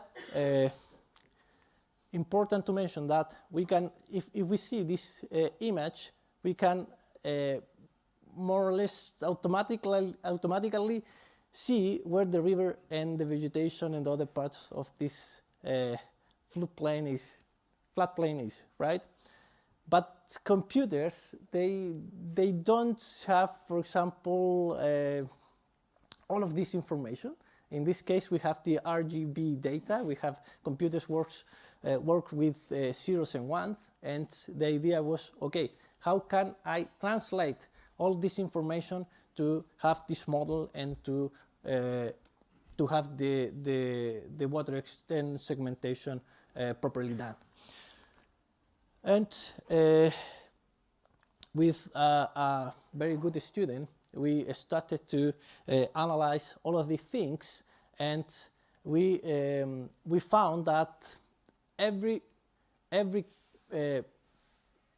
picture, every photo, every footage, they are affected by quantum interference. That means, for example, here we have the red one. It's the standardized red color. Here we have the standardized green color. And here we have the blue color standardized. And what you see here, the other things, that the other colors, that the other lines that are here are some case studies in red, blue, green, and blue. So the first thing that we found is that there is not 100% fit between what should be standardized and what we have with the image. So we thought, okay, let's correct all of this information to have the standardized one. And that was what we done with this student.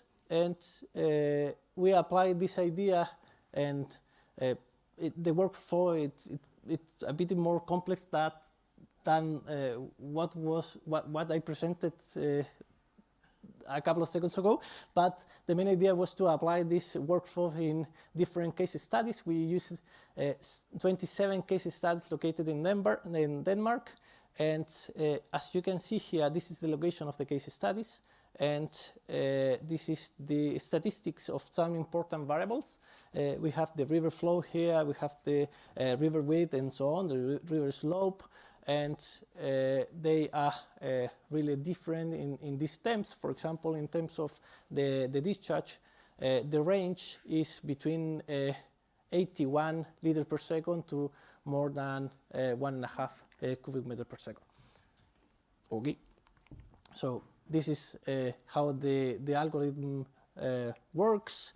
This is we call this framework water. That means water automatic cementation in rivers. It's of course a work in progress at the moment. And as you can see here, there is a morphological fit of the river, and the final result, it takes the minimum one here. So this is the result with other case studies.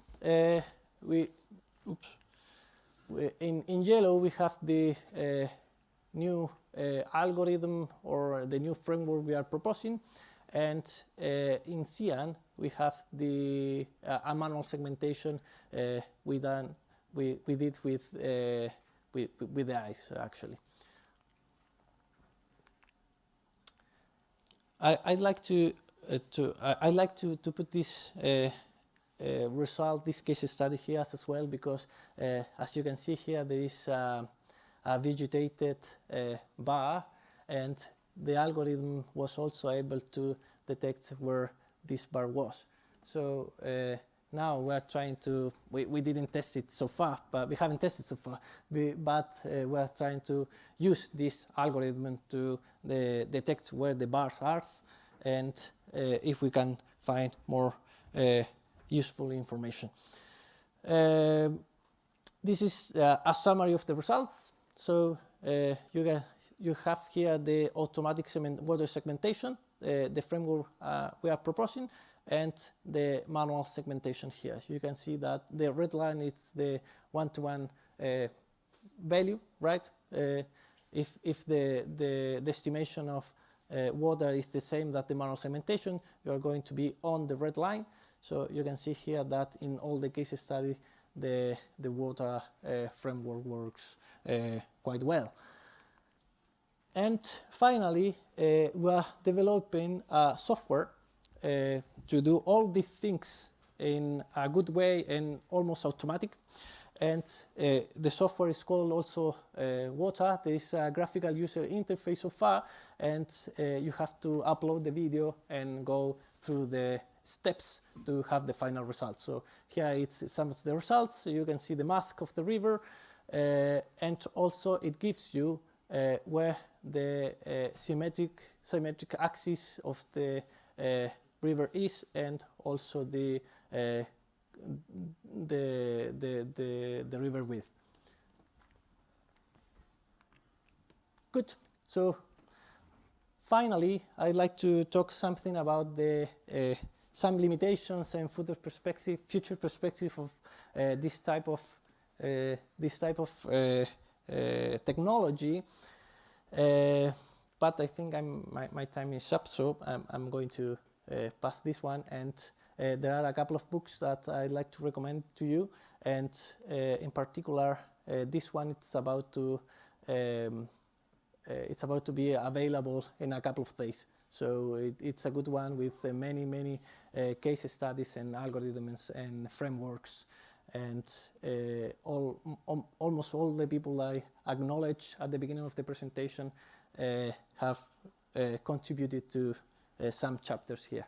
So, okay, the codes and data availability, all the codes are here. For example, the last one is this one. So you can go through this website because we submitted a manuscript a couple of weeks ago, but we already released the code and analysis and everything. So, yeah, some important recommended papers and references, and that's it. Thank you very much for your attention.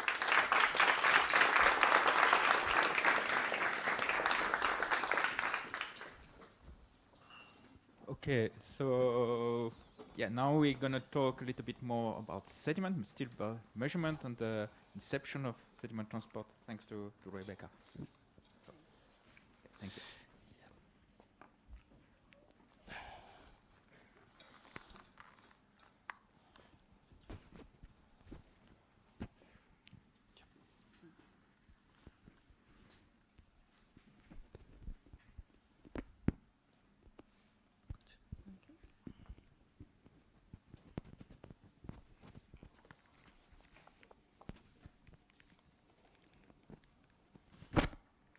Okay, can you hear me?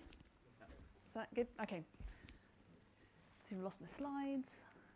Right. Okay, I'm impressed at actually how well easy everyone else has made this look in terms of having two slide decks that are right behind you. Excellent. And can you give me a 5-minute to go? Cool. Excellent. Okay, so I'm going to talk about kind of continue this idea of looking at new methods. And think about the way in which we can use new methods to look at critical shear stress. And critical shear stress, it's by no means a new idea. It's not a new question to try and address. But what I really want to try and convince you today is that I think this is a really exciting time in terms of the methods that are being developed and are sort of available to really revisit this whole question. And I think there's some quite exciting advances we can make over the next few years in this area. So I'm sure I don't need to convince you of the importance of understanding critical shear stress. If we want to manage rivers, if we want to restore them, we need to understand the critical shear stress at which sediment in those systems is going to start to move. This paper's been referred to a couple of times already. This idea of the kind of the stable channel configuration is potentially determined by the critical shear stress of the sediment on that bed. So if we can predict that critical shear stress, we can also make predictions about what we would expect channels to look like, which might be useful for river restoration. There's also this other paper by Pfeiffer and Finnegan that actually, in some ways, has a different sort of story to it, and that suggests that actually in river channels, some river channels, sediment is very mobile at bankfall conditions. In other channels, sediment is quite stable at bankfall conditions. Whereas the Phillips paper says that actually at bankfall, that's when sediment should start to move. And it may be that the way in which shear stress is calculated in this right-hand slide and this right-hand paper may account for the difference between those two. So if we can develop our understanding of critical shear stress, we might be able to kind of reconcile these two different sort of pictures. You might say, okay, well, surely we've done this. We know it's dimensionally critical shear stress. It's about 0.03 to about 0.06. Job done. But the problem is that actually that's really quite a large range. You know, that's a doubling of the flow depth at which the sediment will start to move, which will have quite a large impact on our predictions that we make. Furthermore, there's really good evidence that actually critical shear stress is spatially variable and it's temporally variable, and we kind of need to understand that variation. So I think one big question I think we should be trying to address is this question of how critical shear stress varies spatially and temporally. So this is some work by Pretzlaff et al. Basically, they used smart pebbles to look at when they started to move, and they showed there seemed to be an increase in critical shear stress over time through this series of flood events. On the right, we've got some previous data that we worked on where we used sort of measures of grain protrusion to look at the critical shear stress in different parts of a pool riffle sequence. And we found that the blue line is the distribution for grains in pools, the yellow line is the distribution for grains in riffles, and there seems to be a lower critical shear stress in pools than in riffles, which again contributes potentially towards the maintenance of those morphological features. Another question that I think we should be looking at is this question about what's the link between that critical shear stress and the 3D sediment structure of the bed. And Elowen has in many ways nicely introduced this already. So the sort of metrics that we might be looking at for that 3D sediment structure is things like the grain exposure here, the grain pivot angle, so that geometric angle that the grain has got to rotate through in order to move, and potentially the amount of matrix, so the amount of cohesive fine sediment which is surrounding sediment grains and provides an additional resistance to motion. The reason I'm focusing on the 3D sediment structure here is because this is an aspect of the bed that we know can vary quite quickly during flow events. So things like grain size, grain shape, biological influences like caddisfly, sort of silk, can also change critical shear stress in a given location, but they probably take far longer to take effect, whereas sediment structure can change during a single flow event, and therefore I think it's quite an important factor that we need to understand. And what I really want to talk about today is kind of the exciting developments we've got and the new methods that we can really use to try and answer those two particular questions. So the structure of what I'm going to talk about, the first one is how we understand the conditions at the onset of sediment transport. So how do we measure when sediment starts to move in river systems, and kind of what's the flow condition at that point of entrainment. I'm then going to talk about this, looking at the 3D sediment structure, and talk about 3 different types of methods that we can use to understand that sediment structure. And then finally, I'm going to present a new data set that we've got, where we've got these 3 different methods for single location, and try and do some comparisons between them. So measuring flow, we've had a really nice overview already of some of the new advances of we can use to measure flow. It's not really the topic of what I want to talk about today, but if we're going to identify when sediment starts to move, we also need to know what the flow conditions are at that point of sediment entrainment. Often that flow conditions are measured at a reach scale, but one of the problems with that is often that's probably going to either overestimate or underestimate the shear stress which those grains are actually experiencing when they move. So for example, it might be an underestimate if the grains are moving in the parts of the bed that have got a locally higher shear stress. It might be an overestimate if we've got a bed such as this one here, where we've got lots of rough elements which are dissipating a lot of energy, and the available energy for sediment transport is a lot less. So it might be that actually what we need to start doing is also thinking about that within reach scale variability, and we could do that maybe using sort of numerical models, field-based PIV, as we've just had a really nice overview of, or maybe direct measurements using sort of new survey techniques, such as sort of autonomous rafts and sort of ADCPs and the equipment that can be fitted onto those. But like I say, what I'm kind of more interested in is thinking about how do we actually measure that sediment moving within the system. So again, we've already heard a bit about sort of direct bed load measurements, and the field day is a really nice example of some of the problems associated with taking these types of measurements and how hard they can be to collect. So I guess kind of traditionally you would collect bed load in a trap or a sampler. You might then work out the flow conditions associated with a small reference sediment transport volume, and you could use that to estimate a critical shear stress. But the approaches vary between different locations. We know, like I say, the errors in bed load sampling, it's very hard to measure it in large locations. There's an awful lot of time and sort of effort that can be invested in those sorts of measurements, again, as was nicely demonstrated. And often there's a lot of scatter in the resulting data. So we might want to think about, okay, well, what other approaches can we use to measure that critical shear stress, or bed load transport, and hence critical shear stress? And so one really, I think, sort of powerful technique is looking at sort of indirect techniques. So things like geophones, impact plates, and hydrophones. And this is an image of the Erlenbach, which obviously Dieter has worked extensively on. It's a nice sort of poster showing the data that they've been collecting there. And using this, we've basically got a series of impact plates, and we're recording when the sediment is going over those plates. And apparently you can now even get grain size measurements as well as just the volume of sediment going over those plates.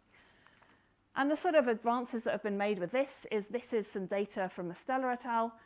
And basically they were looking at when sediment starts to move over those impact plates and how that varies between different flow events. So what they find is that actually the sort of interflow conditions, the volume of flow between flood events, seems to control the critical shear stress at which that sediment is moving. So we're starting to get evidence for this sort of temporal variation in shear stress within a given system. We can also, another way of sort of potential way of looking at indirect bed load measurements is using seismic data. And I think we're going to hear more about that sort of after coffee. But this is some seismic data we collected. This is our seismic spectrogram.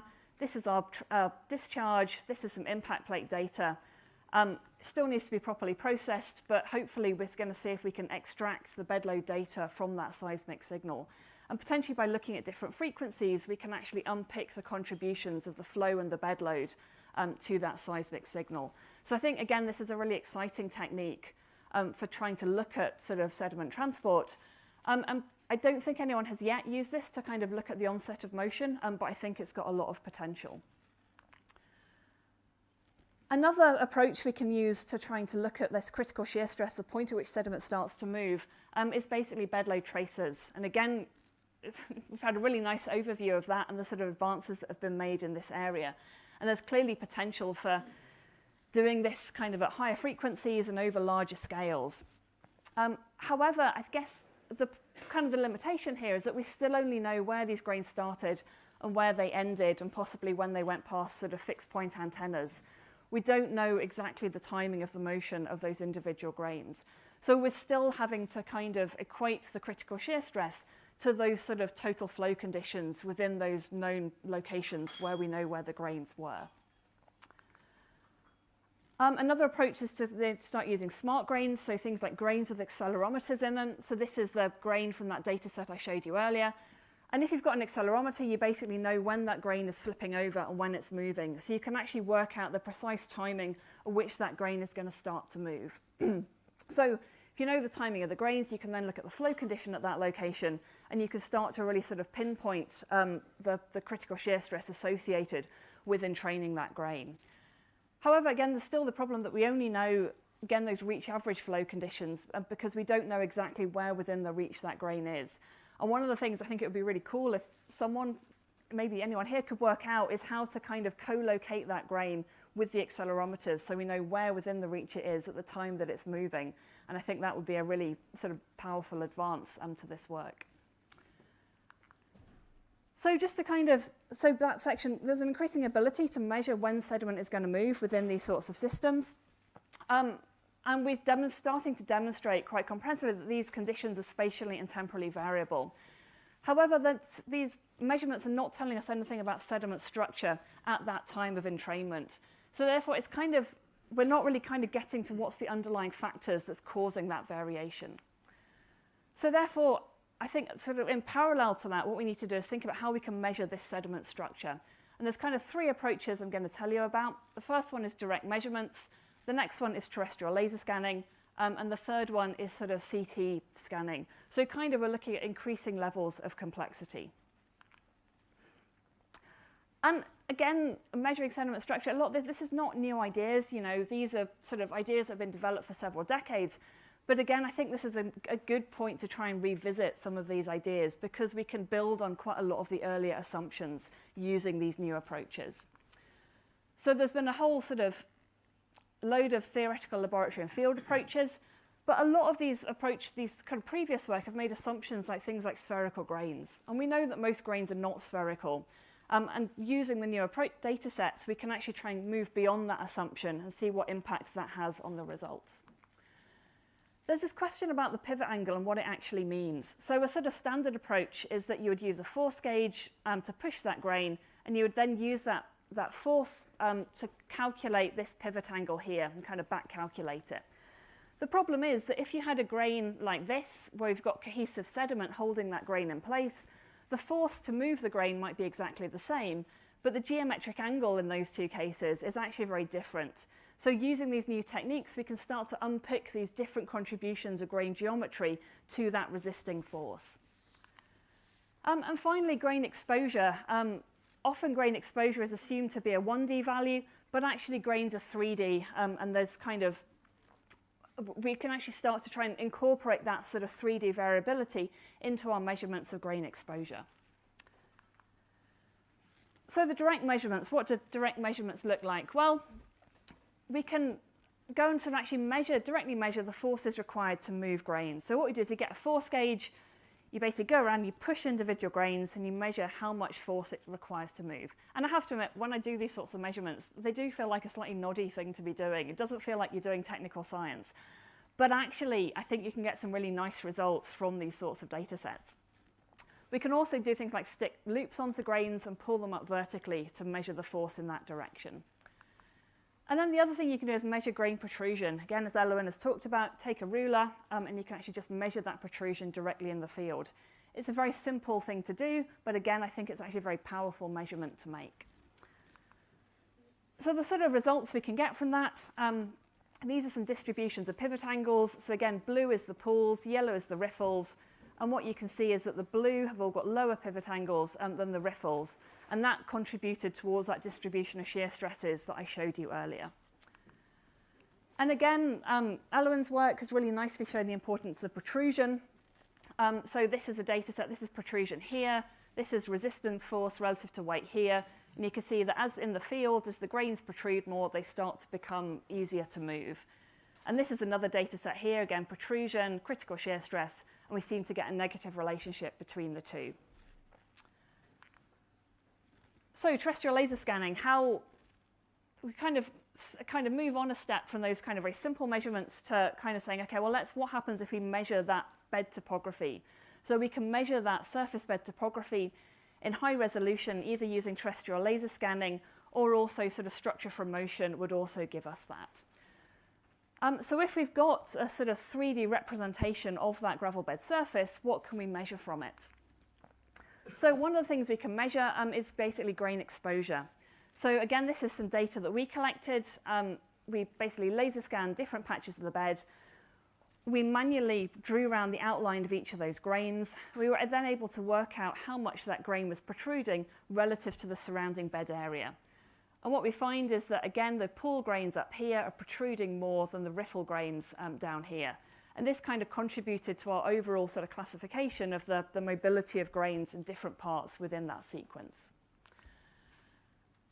Again, as nicely demonstrated earlier, there's kind of now potential to automate that. So rather than having to manually digitize the grains, using this new sort of, I can't remember what it's called, G3 points algorithm, we can potentially now automate that segmentation and actually now measure that protrusion directly. So again, I think this is a really powerful development that will enable, hopefully, protrusion to become a more widely used indices in looking at sort of bed structure and potentially critical shear stress. The kind of final approach I want to talk about is this sort of CT scanning, so thinking about that sort of 3D structure of the bed. And although I don't think CT scanning has ever become a widely used approach, just because it's a whole load of faff, it's actually quite invaluable for kind of mainly what it will tell us about that bed structure. So we've done CT scanning, both in the flume and in the field. This is an example of our flume setup. So this is our flume here, which has kind of got a pool riffle sequence in it. We buried these baskets within the flume. So this is one of the baskets here. We waterworked the flume. We then excavated the baskets, dipped them in wax to stabilize them. We then took them to a CT scanner. You get a data set that looks like this. We then segmented that data set into individual grains, so we know where all the individual grains are within that basket. What we then do is we measure various parameters that will tell us about those sort of aspects of grain structure. So in particular, we measured the pivot angle here between the grains in the direction of motion. We also measured the exposed area of the grain, sort of fully in 3D, rather than having to assume it's a sphere. And we also measured the amount of fine-grained matrix which was surrounding the surface area of that grain, because some of those, in some of the flume runs, we added extra sand and clay to that bed. What we then did is we used those parameters to parameterize a 3D entrainment model. And then we used that to calculate the critical shear stress for all those grains within the surface of each of those baskets. So in total, we've got results from about 20 baskets and a little over sort of 1,000 sediment grains. So this is kind of what that data set looks like, or one of those baskets looks like. So this is the percentage exposure of each of those grains. This is the pivot angle. This is the amount of fine sediment surrounding each grains. And then those three parameters are all fed into this prediction of critical shear stress here. And what we then did was kind of looked at how those different parameters contributed towards that critical shear stress. And what we found, again, sort of in line with previous work, was actually protrusion seems to be the most important factor. So this is shear stress, this is protrusion, and we kind of get this negative correlation between the two. Pivot angle didn't actually seem to be that important, which in some ways is quite a nice finding, because that's an angle which is far harder to measure than protrusion is. So that's kind of quite convenient. And then we also found that the amount of fine-grained matrix actually also seemed to be quite, have quite a large contribution. If you've got more cohesive matrix, that actually does play quite a large contribution towards that critical shear stress. Although there's questions about exactly how you parameterize that in the model. And I think this is another area where we kind of need to actually try and do some further work to really quantify that impact. So in the kind of final section, I want to sort of think about how we try and compare these different methods using a single data set. So this is our field site. This is Berry Green Brook. It's a very unassuming little stream, to be honest. It's not exciting. But the reason it's really good is for using for this sort of data is it drains a chalk catchment. So it actually dries up for quite a lot of the time. So you can get easy access to the bed, and then we get sort of flow events that go through it. So what we did is we buried a whole series of baskets through this riffle pool sequence. So these are the baskets here.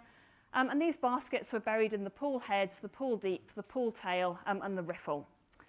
We then left them there for about 19 months. We came back. We laser scanned the area over each of those baskets. We also did force grain measurements in the area around each of those baskets. So we were very careful to not disturb the sediment over the basket and to just do it in the surrounding area. We also then excavated those baskets, again, waxed them and removed them and took them back and scanned them at the Southampton CT facility. So what we've done is from the laser scan, we've currently just calculated roughness, and we're planning to try and calculate the protrusion measurements as well, as hopefully before we write the paper or finish the paper. And then from the direct force gauges and the CT data, we've then also got these other parameter values that we've calculated. It's kind of just worth mentioning the flow conditions during that 19-month period. So we started off with a really nice period of sort of high flow. And then actually we've had a really low flow period in the subsequent months. So this is data from a gauge further downstream. In our channel, I suspect that there was very little flow during the latter half of that period. There was also quite good evidence of people walking up and down the channel, unfortunately, because, not least because various cables got cut in our monitoring equipment. So I have to admit, I'm not so convinced that the data we're going to get is actually going to tell us about the sort of geomorphology of those different sediment patches. But what I think it does do is enable us just to compare these different methods for different 8 sediment patches. So I'm cautious about drawing geomorphological interpretations, but I think methodologically this is still a really useful data set. So what do we find? So in each of these distributions, again, blue is the pools, yellow is the riffles.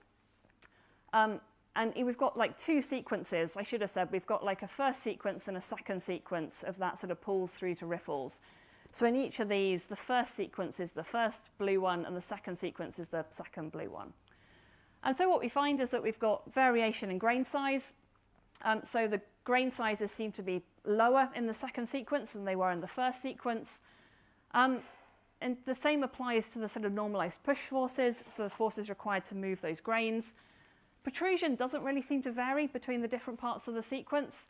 And in terms of fine sediment, sort of term which we call mortaring, we seem to get very little mortaring in the pool head and more in other parts of that sequence. We can then look at the sort of laser scan results, and the laser scan results, again, we kind of get the same variation between those two sequences, that it seems to be rougher for each type of location. It's rougher in the first sequence compared to the second sequence, which is kind of consistent with that variation in grain size that we observed. We can also then look at the data from the CT results. And again, we kind of get the same pattern in terms of grain size. It's coarser in the first sequence, finer in the second sequence.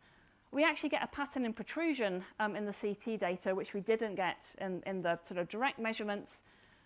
In terms of mortaring, we kind of get the opposite result in that we actually seem to get most mortaring in the pool head compared to the other sequences. And then the critical shear stress, we've actually got a little pattern in that between the different locations. So just to try and make those comparisons a little bit easier, we can kind of plot one data set up against the other. So this is looking at D50. And you can see there is a sort of positive correlation between D50, between what we measured from the CT data compared to what we measured from the force gauge. They're not exactly the same, but I kind of wouldn't expect them to be because we've sampled the grains differently. So this is kind of all the grains in the patch, whereas this is just a sample from the surface. So that's kind of reassuring. However, in some ways, that's kind of where the reassurance ends, to be honest. This is the protrusion data. So this is medium protrusion. And actually, this is measured from the CT. This is measured from the direct measurements. And there's actually very little correlation between the two, which is, I guess, not great. But we kind of need to think about why that might be. And then this is that pattern of sort of the amount of matrix that we see in the basket. Again, CT down here, force gauge up here. And again, there doesn't really seem to be much of a correlation between the two. So we can kind of extend that analysis to looking at all the different sort of metrics that we measured from the different things. So this is, each one of these is a different parameter. And I just want to run, and the size of these circles is basically the strength of the correlation. We've got negative correlations in brown, positive in blue, and that indicates significance. So if you look at the grain size, we can see there's a good correlation between the different ways that we've measured grain size. However, overall, there's fairly few significant relationships between these different data sets. Some particular things we might be interested in looking at, there's a very positive correlation between the amount of matrix that we've measured from that CT scan and the critical shear stress that we've calculated from that CT data. So that's really showing the importance of kind of getting the matrix measurement correct in order to then calculate critical shear stress. However, you can see we've kind of got this negative correlation between the matrix that we've calculated from the CT and that we've calculated using our direct measurements. So it may be that I do wonder whether the waxing process might have disrupted the matrix when we were waxing those baskets. And maybe the CT one is actually affecting the way that we're measuring that matrix, or it may be the way that we're processing the data set in order to segment out that matrix. So I think there's kind of need to come back and do a bit more work there to work out what's going on. And another thing is this variation in protrusion. And again, there's this question about which one of these is correct. I would kind of be far more reassured if those were positively correlated, but they're not. And I wonder whether the CT basket area may just be a bit too small. And actually, because we're losing grains around the edge, that might be affecting the way that we're measuring protrusion in those baskets. So that's something else, again, we need to try and think about a bit more carefully about. So yeah, there's a bit of questions here about, okay, well, we've got different methods. They don't necessarily agree. Which one do we trust and which ones should we sort of use going forward? So just to kind of summarize, I think kind of what I want to get across, I think there's lots of new methods that are providing really exciting new opportunities to think about when sediment grains move and kind of how the structure of the bed changes over time. I think particularly if we could combine these different approaches and studies, I think we could get some really exciting new advances. And I think this is an area that's really ripe for development over the next few years. But clearly we do need to do a bit more further testing and thinking about how we use these methods in future before we can kind of do that. Thank you.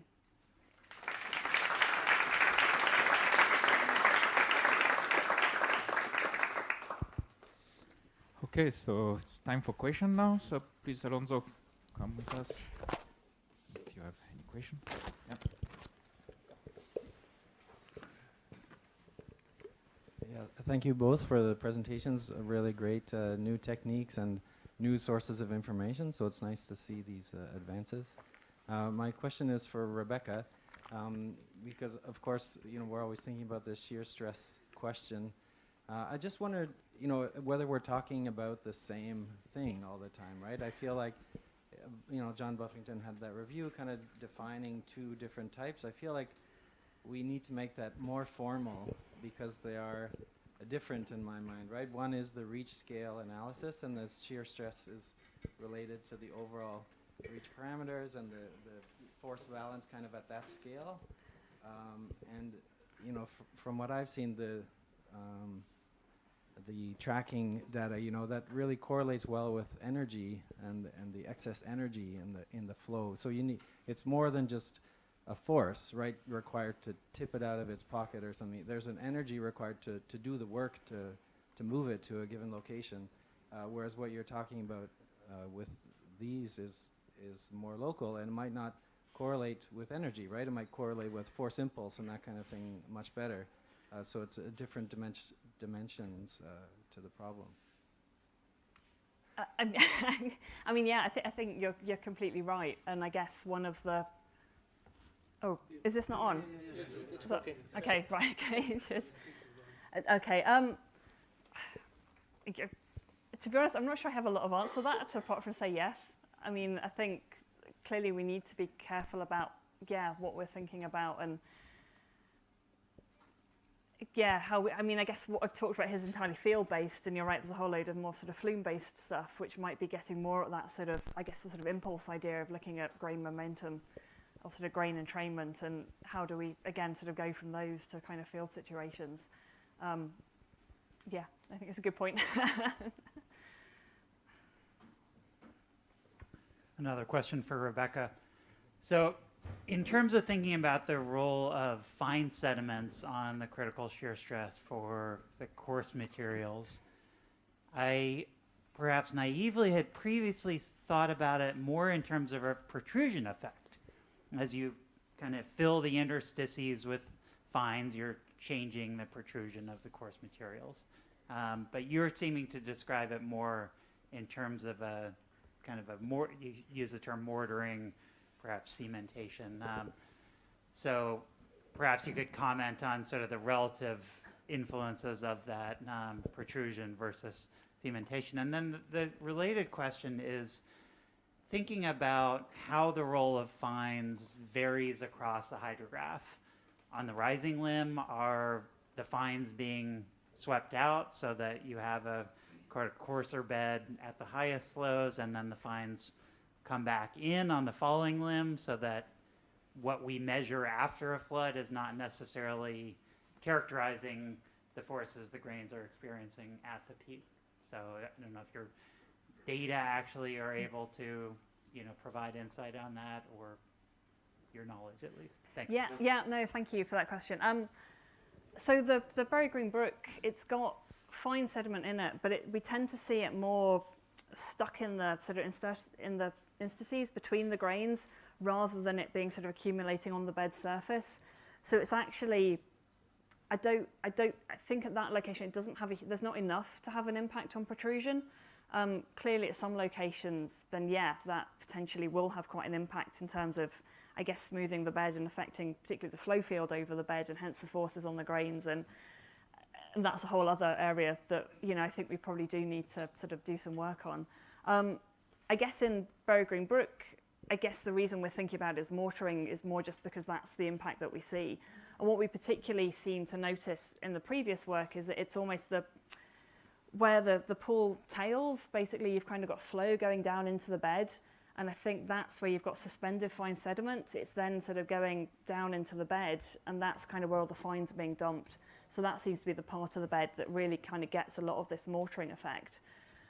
In terms of the variation through a hydrograph, I think that's a really interesting question. And one of the questions we've got is that we've only ever measured the data, the forces, when the bed is dry.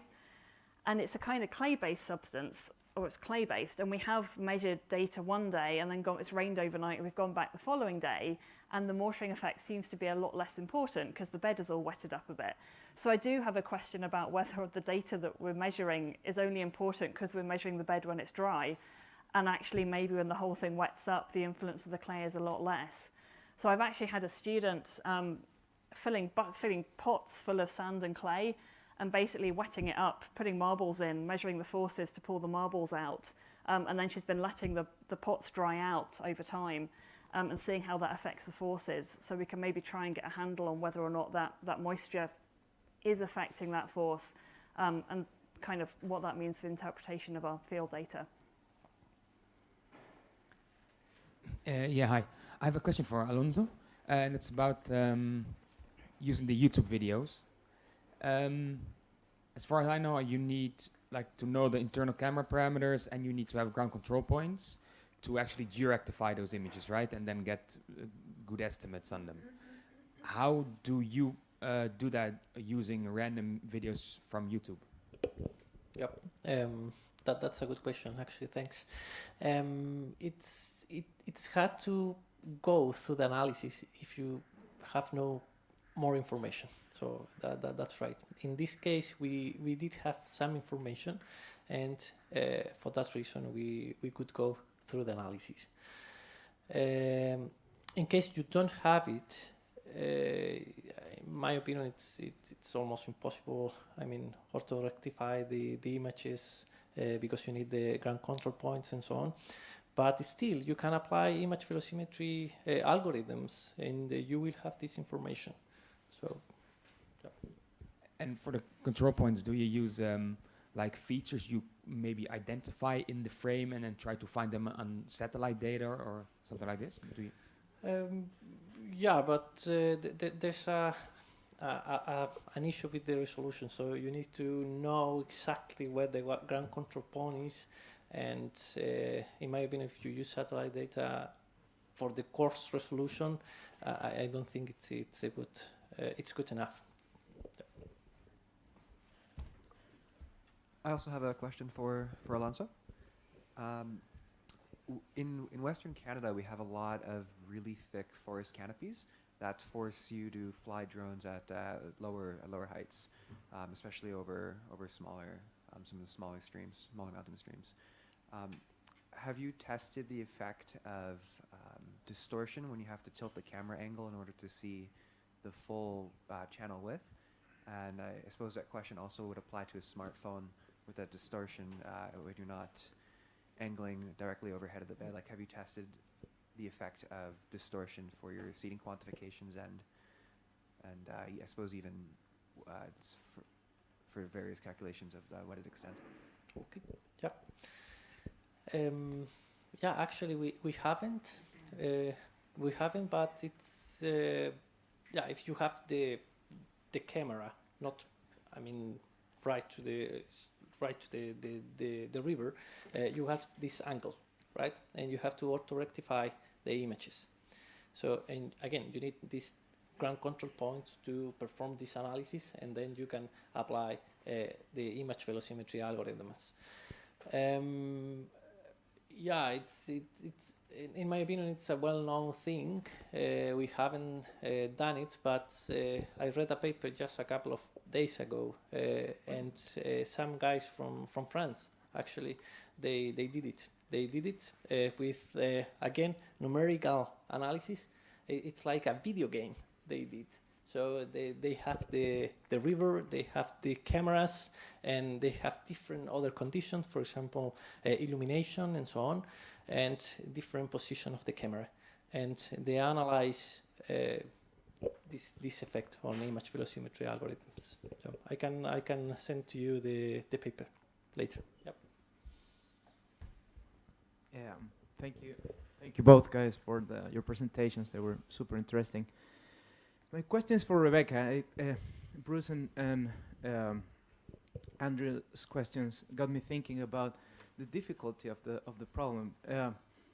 I remember that the direct numerical simulations we do when you look at grains, sometimes they start vibrating and then they don't move at all.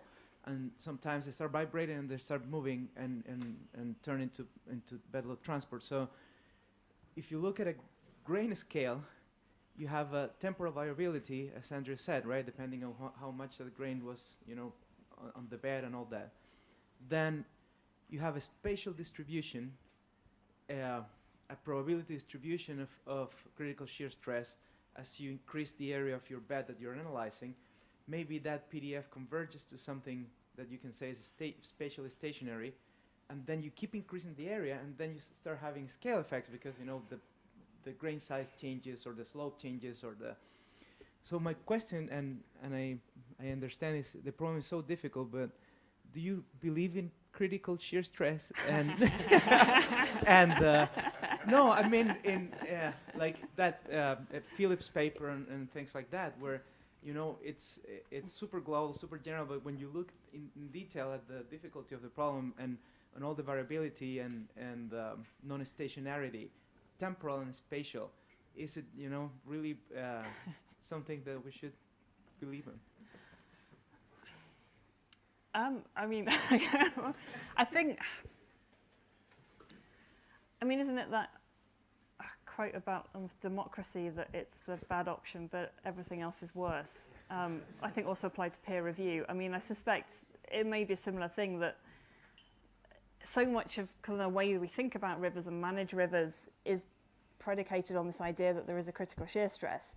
So in some ways, unless we kind of going to chuck all that away and replace that with someone else, I think maybe we just need to think about what's the least bad way of producing that idea of a critical shear stress. I mean, it may be that, I know Ellen's talked about this sort of, rather than thinking about single value, you think about sort of distributions of values. And so rather than saying that there is one cut and dry value, we think about, okay, well, what's the range for different sorts of river, and maybe make the sort of subsequent predictions more sort of probabilistic. And I think we can make improvements in terms of this idea of maybe looking at grain protrusion. I think potentially is quite powerful in terms of if we go to a riverbed, what's the average protrusion? And maybe that will kind of help us to pin down what sort of value might be most appropriate for that location. The one we should use, right? Yeah. And I think, and to us, I think one of the things I think we actually just need to do is we just need more data. We kind of need to say, how does it vary very temporally? How does it vary spatially? And actually, under what conditions can we ignore that variation because it's not that big, and under what conditions is that variation really important? And actually, we probably do need to put that into our predictions. So, yeah.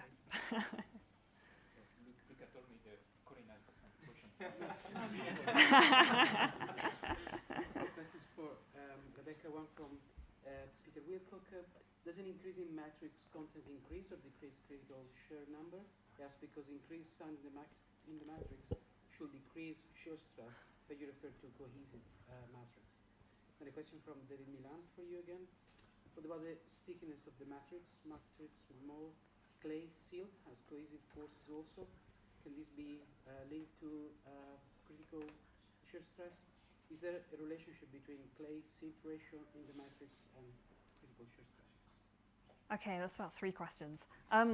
So I guess, again, I think it comes back to my sort of answer to the previous question about the sort of cohesive material that we're seeing is not really affecting the bed structure that much. So it's not this question about if you've got something where you're putting in large proportions of sand, you're kind of starting to change the arrangement of the sediment grains substantially, and that's sort of having an impact in terms of like the way the Wilcock and Crow model works in terms of the impact on grain entrainment. I think it's what we're saying is more really quite a thin layer of cohesive sediment, which is, I think we've kind of got a stable gravel, it's really much a gravel framework bed, and then the fine sediment is kind of being blasted into the gaps between it, rather than it being a sort of matrix supported framework. I'm just trying to, and so I guess, yeah, so there clearly is a complexity here that we're mainly thinking about gravel with kind of cohesive clays in it, whereas I guess a lot of the previous work has maybe been gravel with sand, which kind of has an opposite impact. So yeah, it may be that actually there is an additional complexity that actually the grain size distribution of that fine material really matters. as to whether it's having a positive or negative impact on the critical shear stress. I think that's all of them. Okay. Cool. Marcel Liedermann, Boku University, Vienna. I would have a question to Alonso. You showed one picture showing a comparison between classical measurements, I think ADCP, to the velocity measurements with camera. Did you do this more often? As I wonder if parameters like average velocity can be compared to the classical methods, as I could maybe think about the larger particles which float could have other impacts like wind or something. And do you have a kind of larger data set showing how this compares? That's a good question. Regarding the comparison between ADCP data and LSIP for image velocimetry computed discharge, because in this case we compare the discharge at the end, because ADCP it's some centimeters below the surface, so you can't at the end make the comparison between velocities. In this case, we have all the information, right? Because we have the ADCP, we could calculate, for example, this alpha factor to pass from the surface flow velocity to the mean flow velocity, and it was easy. We haven't actually a huge data set with all these comparisons, but I know that there are some guys from New Zealand, and they publish. It's not a paper. It's like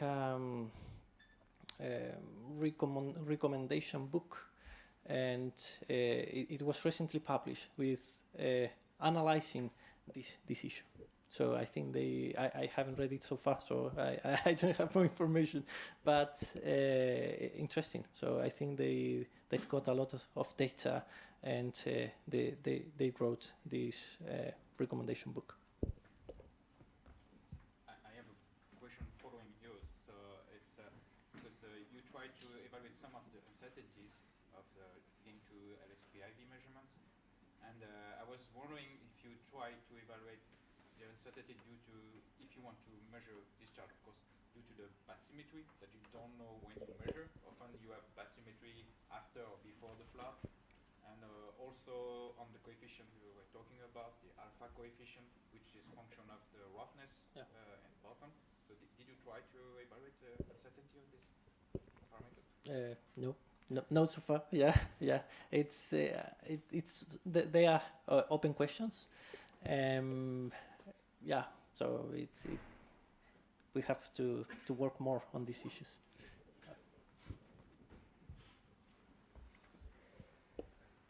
Paul Spindler, University of Boku, Vienna. My question goes to Rebecca and follow up a little bit to the question of Christian. So, what do you think? Could it be possible to make a dynamic critical shear stress? Because that what we see in the analysis of our plate shear fundators in Austria, that we have a fluctuation in the initiation of motion, and maybe it could be responsibility there for the events before, because we have a flat event, and after that the initiation of motion changed. Of course, the armoring layer broke up and topics like that.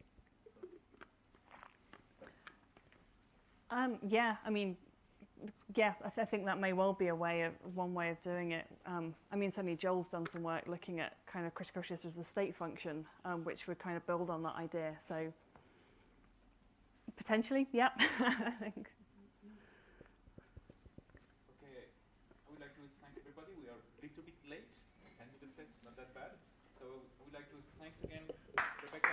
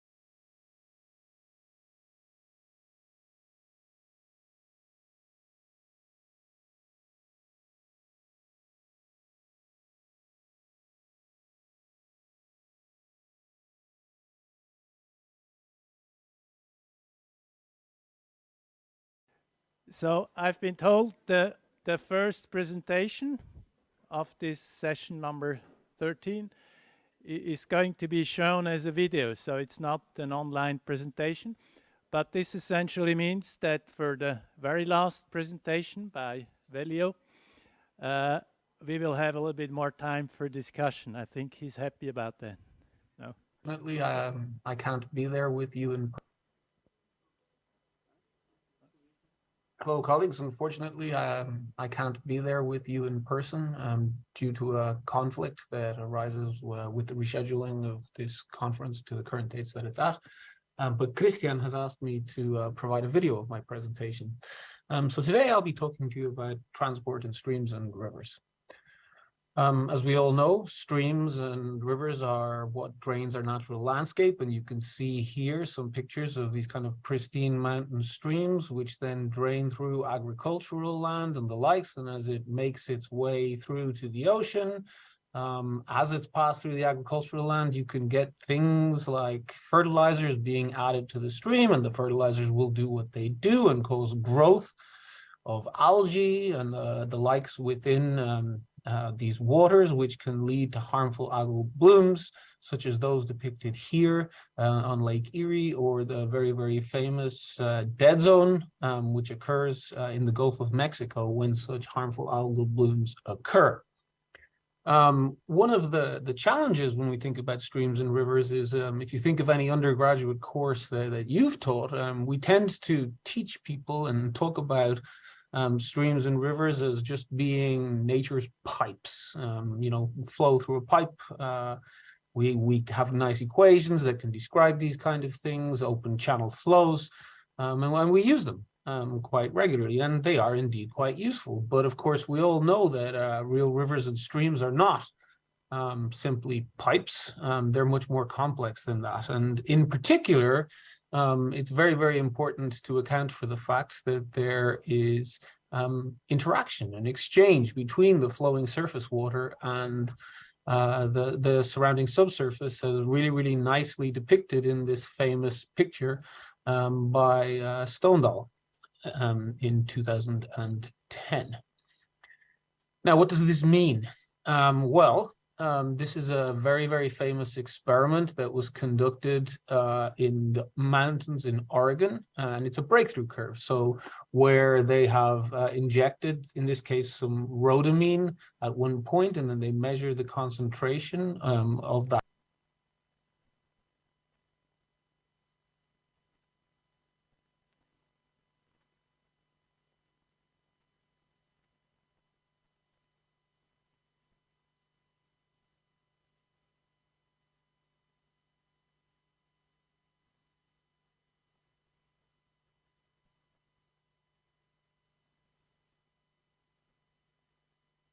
And it's a breakthrough curve. So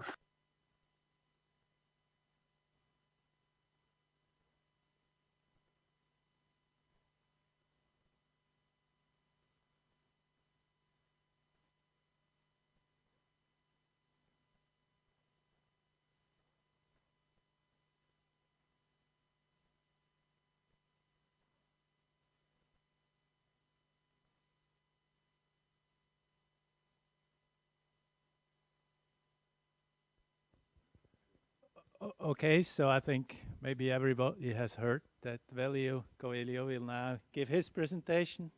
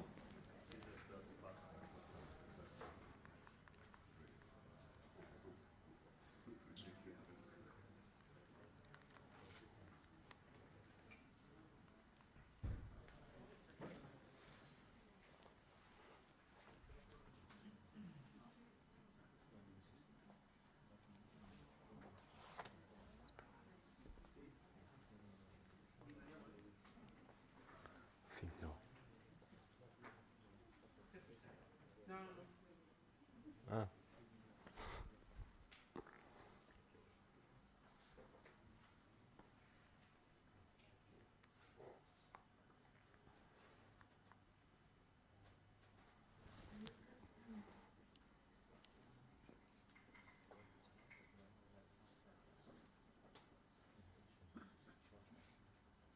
Okay. So thanks, Dieter, for the introduction. And well, I have many thanks to say. Of course, to the organizing committee for inviting me to this nice conference. It was a last-minute call, and well, I reacted with a yes, with an enthusiastic yes. So thank you again, Luca and the others. And well, I also have to thank many colleagues and students supporting field activities I'm presenting today. Without them, all the data set I've been analyzing and presenting would never be possible to collect. So many thanks to them. A few of them are here in this room.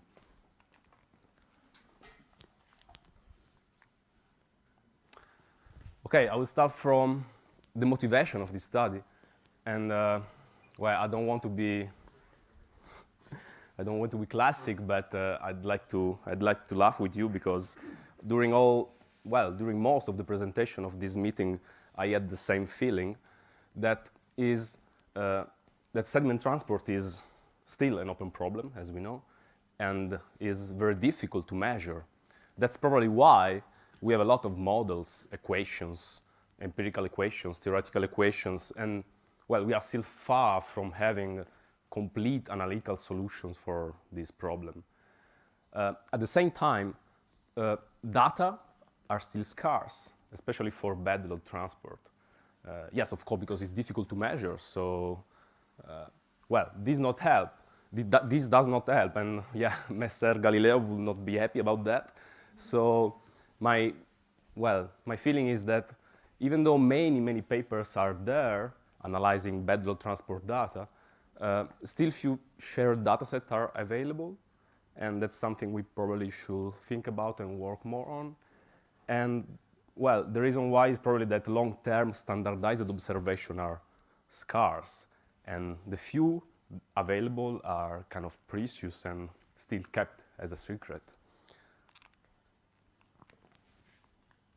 Oh, sorry. Okay, the second motivation, well, more than a motivation, is a justification, I will say. In this presentation, I will present data from a glaciarized catchment. And so the question is why to measure and monitoring bed load transport in such a difficult field? We already know that bed load transport is difficult to measure in, let's say, normal mountain conditions, but in glaciarized catchment is particularly difficult. But, well, in this environment, theoretical model and bed load capacity equation are particularly, not able to reproduce the actual transport. So if the overestimation of several orders of magnitude is something that is well known in these conditions, yeah, the error might be even higher. And also, of course, climatic factors driven by the actual climate change are somehow also modifying the conditions and adding some uncertainty to the system, given that not only hydraulic conditions are driving material through the catchments. So how can we exploit new methods, relatively new methods, and techniques to provide new data sets and to better measure this very difficult process to measure? So in this presentation, I will focus on seismic techniques, and it will be divided in two parts. The first part is, I called it contact seismicity, so I will mainly deal with geophone plates data, okay? And in the second part, I will explore the potential of what I call the near field seismicity, so seismic sensors, in particular geophones, so low-cost sensors, installed along the channel to detect what is going on into the channel in terms of bed load transport. A few words about, well, legacy. It is, let's say that environmental seismology is a relatively young field, and in the last years, Even some of you started working with seismic techniques to characterize hydraulic processes. And in the very last years, studies grow. The number of studies grows very much, and new standardized techniques and analyzing analyzing techniques have been proposed. But this is a story that starts back in the 90s, and I selected the first journal paper that, at my knowledge, of course, mentioned bedlock geophone plates dataset, which is the one from Dieter Rickmann, 1996, that reports the datasets collected in the Erlenbach in Switzerland, which is the very first, if I'm not wrong, catchment equipped with geophone plates. Well, for what concerns near-field seismicity, the very first journal paper is this incredibly pioneeristic work by Mario Govi et al. Mario Govi was the first, and by the way, the first director and creator of my institute, which was created right after the tragic floods events in northern Italy in the 1970s. And well, at that time, research was pretty different than today, and they had plenty of money, plenty of possibilities to experiment. And Mario Govi and co-authors were not seismologists, but who knows, well, this is lost in time, but who knows why, decided to install seismometers in the Gallina torrent, which is a small mountain catchment in Piemonte region. And I have no idea. My former colleagues tell a lot of stories about that, but well, this is the very first study there is. There is the very first study about detection of bedrock transport with seismic technique with seismometers outside from the channel. After these studies, for a few years, nothing was published, and then, the research started growing on this topic. But let's start with the first point.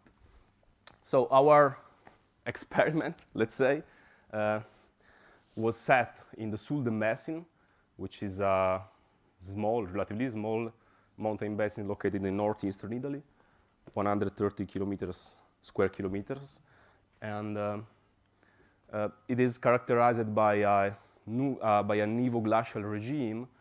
As you can see in the upper part of the basin, there are several glaciers that mainly occupy the sedimentary sector of the basin. Okay, and during the first part of the presentation, I will focus on data collected at the outlet of the catchment here, where the Sulden River drains two subcatchments, the actual Sulden one and the Trafoi one. Okay, how the station is composed? Well, I'm presenting data from 7 years of monitoring, from 2014 to 2020. And at that time, the station was composed by 8 geophone plates located on the right side of the channel. Here there is a small check dam equipped with geophone plate.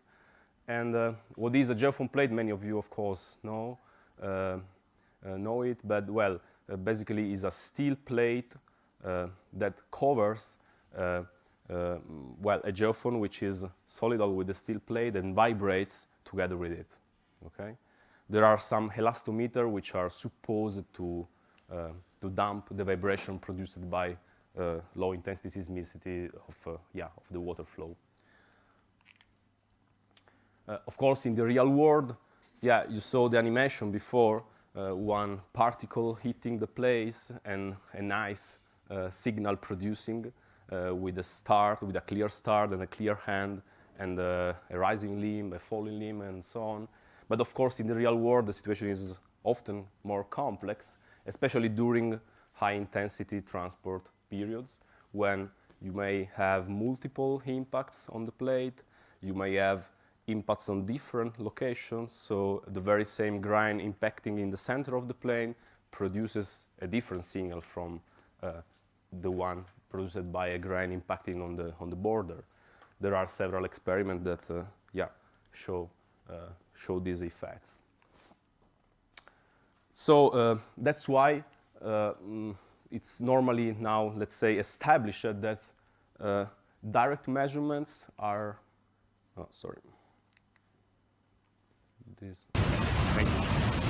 direct measurements are needed, okay, to infer the real transport intensity in terms of kilograms per unit time. And in Sweden we applied this, we performed these direct measurements by using a crane and a bunte-like trap that was put into the channel in correspondence of each plate. So each time we measure the transport in correspondence of a plate, we can relate the seismic signal of that very plate to the actual transport in this portion of channel width. Okay, and then we can, of course, relate the measured bedload transport, the bedload rate, to some seismic metrics, okay, extracted from the Japon plates.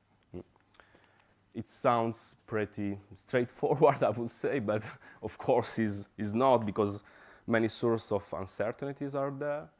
And yeah, of course, when you have intense transport periods and you want to sample during high flow conditions, of course, you have not a clear view on where the trap is located. That's why in the years we tried to develop a more a more precise way to put the plate into the stream. For example, here you see that we organized this system with a total station pointing at the plate. In the very center of the plate there is a target. So only once the plate is located exactly above, the trap is located exactly above the trap, we put it into the water. Well, this is just an example, but those are not easy measurements to perform, of course. Okay, let's go to the signals, and just a few words about how to extract from the raw seismic signals some information that can be used actually to calibrate and extract the physical units in terms of bedload rates. If you think about a generic seismic signal, then that's an example, 1 second of signal, of synthetic signal. Of course, we do need some information aggregated in time that is easy to relate to the bedload rate, right? At Sulden, we sample at 5 kilohertz, so that it means we have 5,000 samples per second, and we do want to aggregate information at the second scale. Well, the established method used for, let's say, tens of years in Switzerland to transform the raw signal is the method of impulses. And I shortly recap how does it work. We set an amplitude threshold, and then we count how many times the seismic signal, the raw signal, exceeds this threshold after the zero line crossing, right? So in this case, we pass from this raw signal at 5 kilohertz to a simplified signal in terms of number of impulses per second, and is 5 impulses per second, right? This is a very easy and straightforward method to apply, but of course it has also some problems, because theoretically the number of impulses increases with the transport intensity, right? Because if the signal produces more fluctuations and intense amplitude peaks, then we have more impulses. But the transformation is threshold dependent. So if we change the threshold, of course, the number of impulses with the very same signal can change. The other way around, and I'm now possibly entering in a difficult ground, is that with the very same threshold, if the transport intensity varies, then we can have a different outcome in terms of impulses that can lead to the signal saturation in some occasion, so to a dampening of the signal, or even, this is the opposite extreme, to a sort of loss of information during the low transport intensity periods. I will go on, but I'm sure we'll have the occasion to discuss about that. So that's why we explored the use of another signal matrix, let's say somewhat more simple. And we went through the use of we went back to seismology and to tectonics. Seismologists use the concept of seismic energy to characterize earthquakes. And sorry.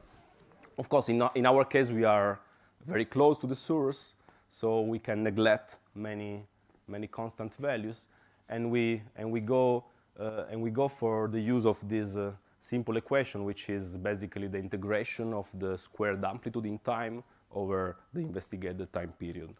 So we calculate the signal power, and we use this as a parameter to calibrate the seismic signal. Okay, so this is the result, and we performed in 7 years about 60 measurements in the Sulden River, and here I plotted the bed load rate at the minus scale, so in terms of kilograms per minute trapped, okay, and extracted from the river against the power of the seismic signal. You also see the distribution of, a description of the grain size distribution of the material that we've been sampling during this year. I will mention that the maximum discharge we've been able to sample was about 20 cubic meter per second, while the whole distribution of discharge in the 7 years reached the peak discharge of 80 cubic meter per second in 2 cases. So we had a couple of flow events, very intense flow events, that are very far from our, let's say, sampling limit in terms of flow discharge. And this is, of course, a problem. So have a look to the data, and here I report the entire data set we collected at Sulden in those 7 years. I transformed the bed load rate in bed load concentration just to give a sort of cleaning from the water discharge. So the value you see in the y-axis are kilograms per cubic meter, okay, of flow. And few points should be maybe summarized. First is that the variability of bed load transport is very, very important in time. So we have several weeks during which the bed load concentration is very close to 0, while during some specific moments this rises by 4 or 5 times. We have some specific years during which the bed load peaks are particularly high, that are 2014, 16, and 2020, which are the years during which the most intense flow processes occurred. And in general, at Sulden, most bed load transport occur in July, August. Now we have a look to this temporal variability in a different perspective. This is only one here, and in this animation you see the evolution of bed load rate against flow discharge in time. You see how the points migrates, of course, from the left bottom side of this plot. Well, I would say in general, migrates from the left bottom side of this plot to the right upper side. But there is, of course, a complex pattern, and this migration is not at all linear. In particular, during springtime, we have moderate bed load rates, and then during July and August we reach the bed load peaks. You see how those points also draw several hysteresis cycles, and the August flood, the flood that occurred on mid-August in 2014, is the one that produces actually the bed load peak rates. During fall time, of course, the transport goes down, but still we have some events that can produce a moderate bed load rate. Okay, this is a static picture of what I showed to you before. Just a few more words about the effect of precipitation. We can see how very similar rainfall events, those rainfall data are collected in the upper basin, very similar rainfall event produce very different response in terms of bed load export. So this again tell us about the complexity of the story and about the fact that not only hydraulic characteristics and parameters govern the whole system. Here I put all the data we have from the central plate, okay, which is the one that has the more complete data set. Of course, there are some data gaps here and there. And I've tried to compare this data set with one of the many equations we have. I selected the one by Rickman. And yes, of course, if you use the original equation, if we use the original equation that is well known to not work properly with high slopes, the transport is, as usual, overestimated. But if you correct this equation with the reduced slope proposed by Rickman again in 2005, then the theoretical curve nicely cover, let's say, the upper boundary of this distribution. But of course, below the distribution, we have an incredible variability, which is in the order of 5 orders of magnitudes. And this again tells us how the story how complex is the story.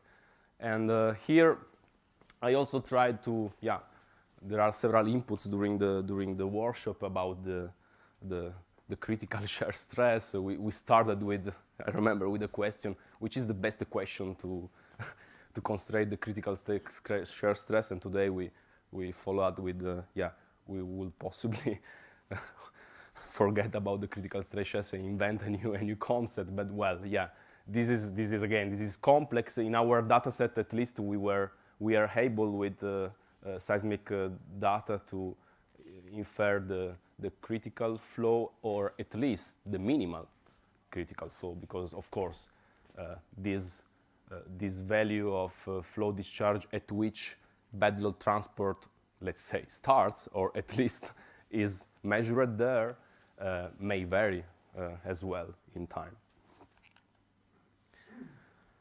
Very quickly, one way to constrain this variability is possibly to look at other parameters than hydraulic ones. And here I just classified the points, the very same points we saw before, based on the temperature recorded in the upper catchment. Of course, Sulden Basin is a glacier-acid catchment, so weather conditions have a strong impact on the transport. And I'm moving forwards the second part of the presentation that is focused on that area, okay? And I will just start with some images of the glacier snout of the debris-covered Sulden Glacier, where the weather condition I've mentioned before had a strong impact in time. So I show to you here some pictures of 2 years during which collected sample there. This is June 2018, few weeks after this glacier snout collapsed, and actually, the situation evolved pretty dramatically there.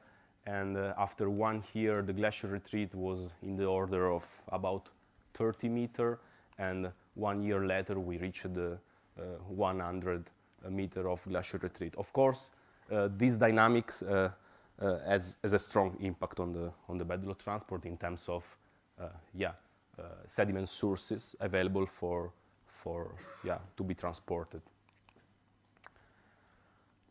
Okay, if we talk about near field seismicity, of course, we cannot construct a monitoring station with geophone plates in a place like that, of course, for environmental reason, but also for practical reason. The channel is very dynamic, the glacier is there, and structure are, of course, not allowed, and we will never do that. I added one slide about, let's say, the history of this way to measure mass movements. I've mentioned it before, the paper by Govi et colleagues in 1993. This is the very first paper about the use of those techniques for, or at least exploring the possibility to use those techniques for monitoring bedrock transport. After that paper, there is a kind of a hole, and then some authors started exploring the possibility to use geophones to monitor debris flows. This is a field that grew up as well, and after the first studies by Aratano and Marchi, which are actually based also on studies from Oriental countries. In Japan and China, there are many. We came up with also algorithms for the automatic detection of those kind of processes. But yeah, going back to the bedload transport monitoring, what we did at Solda, this is at Sulden, this is the experiment we did in the upper catchment. You see, this is one of the main source area of the basin. There are several glacier mouths that open and close in time. It's a very dynamic environment, and here there are mainly two tributaries to the main channel, and we installed 3 geophones here in this glacier forefield, very close to the glacier mount. The idea was to try to detect the activation or deactivation of the different tributaries and to possibly quantify the transport. We also installed a water pressure transducer to infer the information about the water level, but this instrument is very different to manage in such conditions, and was destroyed several times. Here I want to quickly show to you a couple of weeks of data collected in the upper catchment.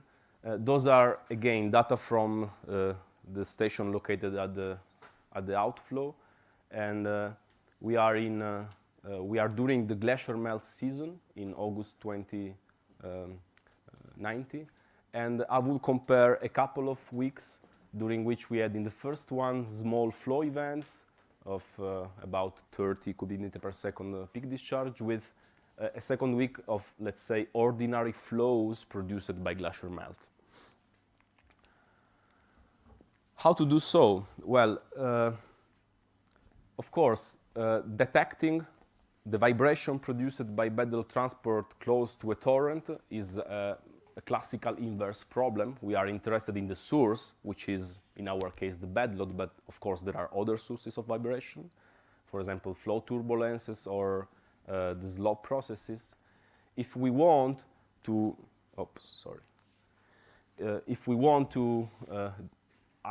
indirectly detect the bedload transport with sensor installed on the channel bank, we have to solve an inverse problem, and there are models, of course, few models. There is one, basically, the Psi model developed and proposed in 2012 by the American colleagues from Caltech, that gives to us the information on how passing from the seismic signal to the source.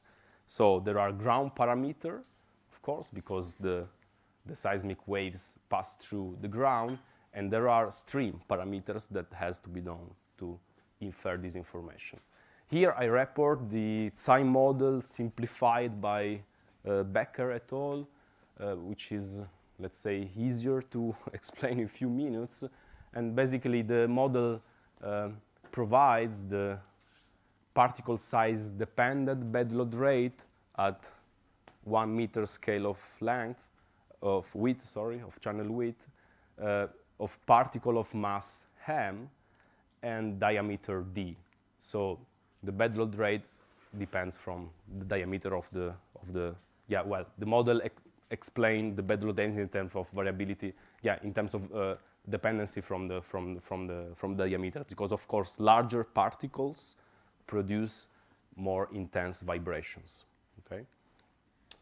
And then there are a few parameters there that are the particle impact rate per unit channel length, and it is J, and then there is L, which is the saltation lobe length.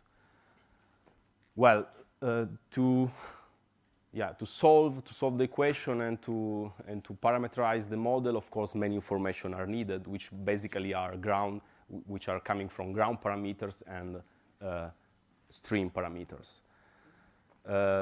There are very few studies that compare real bedload data with this model, and are reported here. And those authors provide the uncertainty of this method, which range in a couple of orders of magnitude. So it's still pretty important. In our case, this is worst. Basically because we have a field limitation, the channel network is not stable at all in this progression area. It migrates one day after the other. So those are two images with just 1 week of time span in between. So we see how a new this channel mode closed, and the flow started flowing from the other one. Then, of course, floods occurring during glacial melt periods dramatically modify the geomorphology of this area, so this is another limitation for us. And finally, subglacial and groundwater drainage contribute to change the ground parameters. This is another view of the experiment we set. So you see how, for example, this flood that occurred in July 2019, during the flood, the channel experimented a very dramatic widening, and then the channel migrated to the left side. And then there are model limitations, actually. The more important is that the Tsai model, even though is to my eye is great because it's the very first model trying to solve this inverse problem. But in our case, there is a great limitation. That is, the Tsai model only focuses on the seismic signal on the seismic energy released from saltating particles. So the model because of how it was conceived, neglects particles rolling and sliding on the bed. And this is a video from another field site, but very similar to Sweden, located in the Italian Western Alps. In our cases, during glacial melt periods, we have these relatively shallow waters flowing through the small glacial mounts. And you see how well, if you look at, concentrate a bit, but you can see some large flats that is actually rolling. And most of them are rolling. Okay, so this also explains the large uncertainties that we have if we use this model to infer the bedload rate at the Sultan Basin. In our case, I've tried comparing with direct measurements. It is in the order of 300 magnitudes. Just 1 minute more to show how we did collect samples there. Here goes Ricardo in the field, and this is 1 day of sampling, and you see how the bedload rate, the variation of bedload rate is pretty important compared to the very small variation of flow discharge, which is of course measured very roughly using the water level and the channel wide. Then we use those information to try to calibrate empirically the seismic signal and to pass from an information in seismic measurements of ground vibration, millimeter per second of vibration, to a bedload rate. This is just a very rough calibration of the signal. What we can say is that, again, samples collected during period when the channel migrates, of course, are very different in terms of seismic response from the others. And also, low transport samples are not able to reproduce and to represent the seismic signals. Well, the seismic signal is not able to reproduce the low transport periods because of the detection limit due to other seismic sources that produce the background noise that we record. If we use this information and apply to the data, at least we can draw some, I would say some nice comparison in terms of bedload peaks from the upper basin to the lower part of the basin where the geophone plate station is. And although a large uncertainty is there, we can draw some conclusions. For example, during a week characterized by small flow events, the transport capacity from the upper part to the lower part and the connection in terms of bedload is very high, while during low intensity transport periods, the upper part of the catchment is not producing the amount of sediments that is produced during small events. Okay, I go through the conclusions, and I will mainly focus on open problems and research perspectives about the geophone plates measurements, because you saw how for near-field seismicity still there are many. One is the one that I already mentioned, and the correct representation of peak bedload rates is still an open problem. So we do need to collect samples at high flow rate, but this is not easy to do. This is an open problem because, possibly during high transport periods, the part of the gravel may travel as suspended sediment. So geophone plates are possibly not completely able to characterize bedload transport in these conditions. That's why the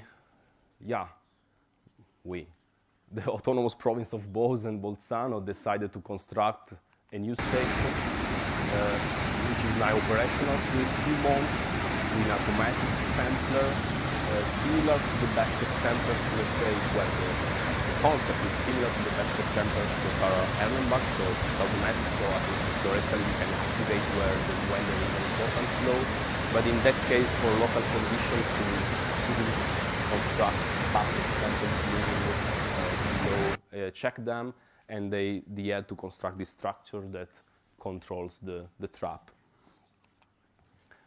Well, a second open problem is, many authors are now working on that.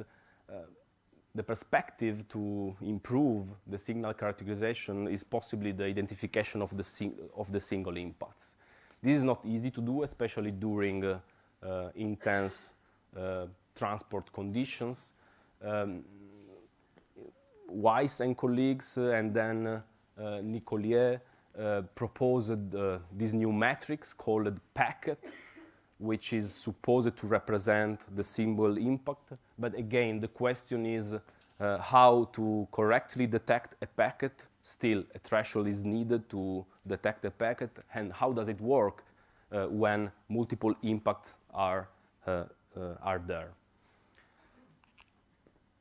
And finally, a few words about the vibration modes of the plates and the propagation of the signal through the rack, because actually those geophone plates are somehow connected.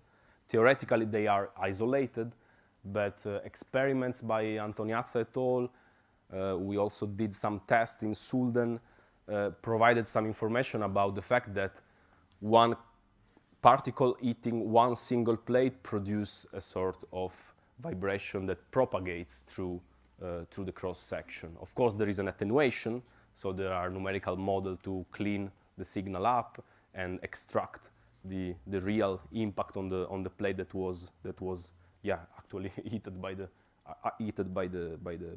particle. But the question is, we should maybe go back to engineering and think about a more efficient way to isolate the single plates and possibly to avoid this effect. Well, this is an open question, of course. We are thinking about that, and yeah, we'd like to discuss about these points. Finally, there is, I mentioned that there is a poster by Portogallo and colleagues that also explore the fact that the signal recorded by a plate may be not only related to the particle impacting the plate, but it can be kind of an effect of resonance of the plate itself if we analyze it in the frequency domain.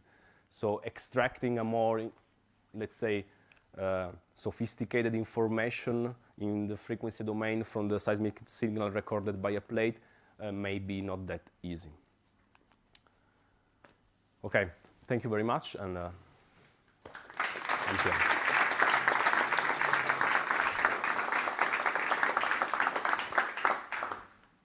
Okay.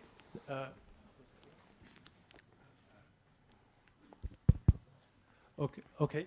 I think. So yeah, it works. So thank you, Aurelio, for this interesting presentation about solid transport measurements in a challenging environment. So we will just immediately go to the discussion, because I've been told that the first presentation is not ready, to be played with including audio. So I've been told it will be put on the website to be downloaded, and then the organizers ask you to have a look at it and to prepare questions if that can be submitted. Okay, so with that, I would like to open the floor for discussion about Aurelio's presentation. Yeah.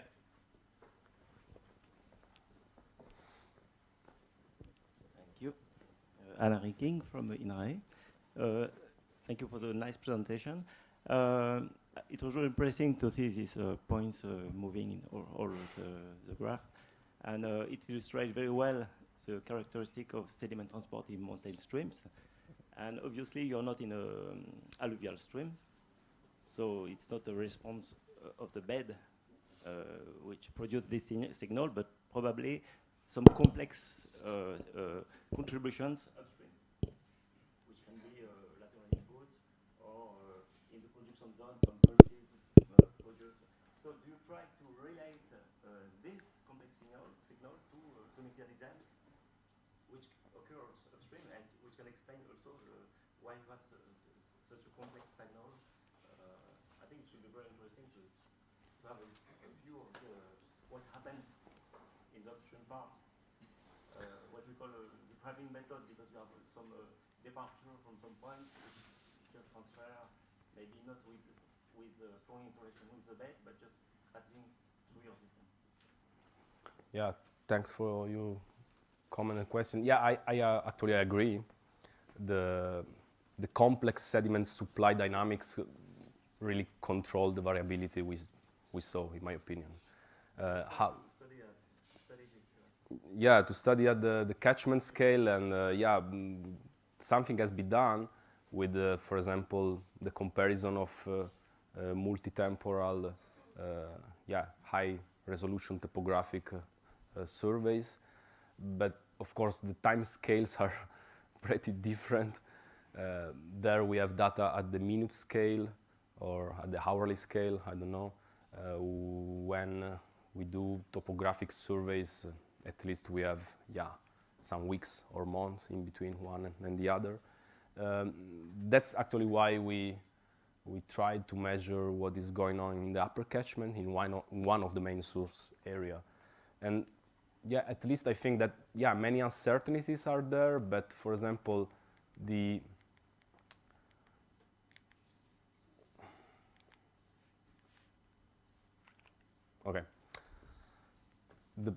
correspondence of peaks, or at least they are very close.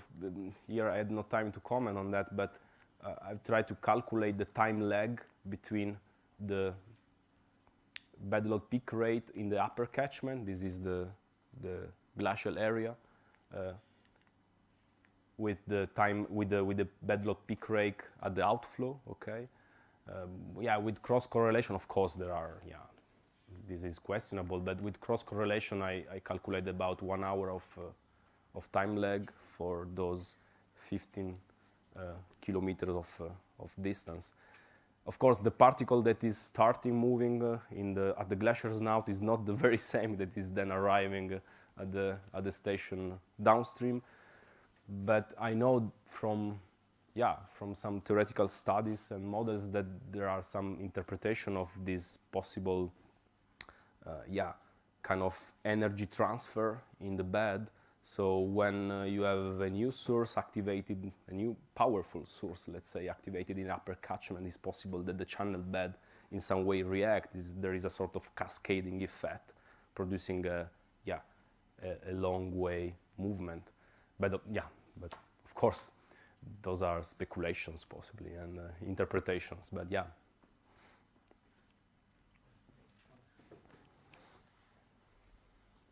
Maybe I'm totally wrong, but how can you differentiate when you have a large particle going slow versus a small particle going fast? It's a problem. Yes, it's a problem, especially, let's say, for near field seismicity. Basically the seismic signal is a function of the mass and of the velocity of the particle. It's a momentum matter, okay? So if you have a big particle moving slow and a small particle moving fast, it might be possible that a similar signal is produced. One perspective in the case of the geophone plates is the identification of the single impacts, as I said. Because if you are able to isolate the single impact produced by a very large particle, of course, it will produce a very high intensity signal compared to a small one. But then again, saltation is different from rolling. Well, I don't have a response. I have many questions as you, but I think that those techniques may be explored much more. Thank you very for the presentation. Seeing that very wide scatter in the side, and you are measuring transport just after a tributary, at a confluence essentially. Downstream from a confluence, right? You have two basins. Yes, of course. Yeah. So I was wondering if you measure the discharge on both and you work out the relative contribution of those two over time, if that ratio will explain some of the variances in the way that sometimes it might be one basin contributing more. Yeah, you're totally right. The contribution of the two sub-basins are at the moment not well constrained. We focused much more on the Sulden one, also because of, let's say, field conditions in Trafoi. There are those hanging glaciers, and somehow the river network is, it starts transporting at the bottom valley after those springs produce the water flow.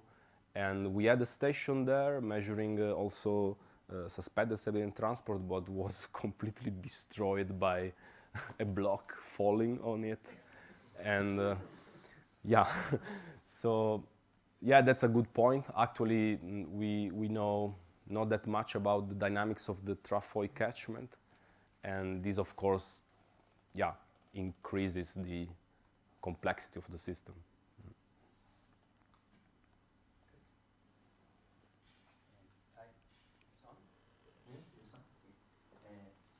Here from Chile and Geological Survey. I have two questions. Firstly, how do you deal, or if I understood well, the instrument measure impacts, but there is some noise as related with the suspension load of sediment. And how do you deal with the segregation of particles? And the second question is, if maybe is not the focus of your research, but do you think that this instrument and your measure, your large data measure, can be useful for some early warning system combined with another traditional method like, I don't know, discharge measurements or rainfall stations? Could improve, make more accurate this early warning system? Thank you.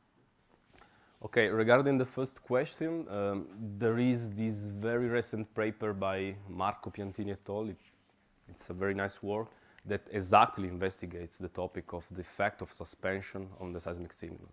And they systematically did this in the lab, producing different bed load waves in different suspension conditions. And they came up to the conclusion that, yeah, there is a negative effect of suspension on the intensity of the seismic signal. So higher is the suspended sediment concentration, lower is the intensity of the signal at the same bed load conditions. So this is another... Can I add a little comment? Yeah, sure. It's not exactly suspension. It's better, but with, yeah, the fine material. More fine material, but it's still better. Yeah. Sorry, No, it's fine. But yeah, but at the same time, the suspension, yeah, it depends also from flow conditions.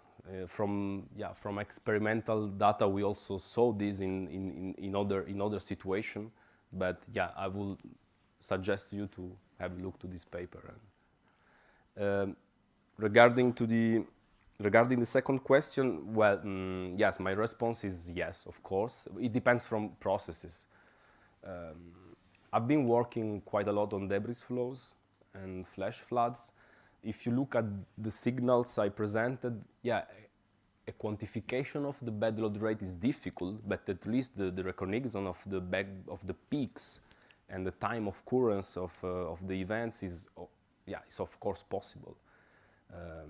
A very intense flow that possibly has to be detected. Normally, well, emerges pretty well from the background noise. And there are already some experiences of the use of seismic devices for warning, combined of course with rainfall measurements and other kind of instruments. Yeah. Hello, William and Christine. Thank you for your presentation. It was super interesting.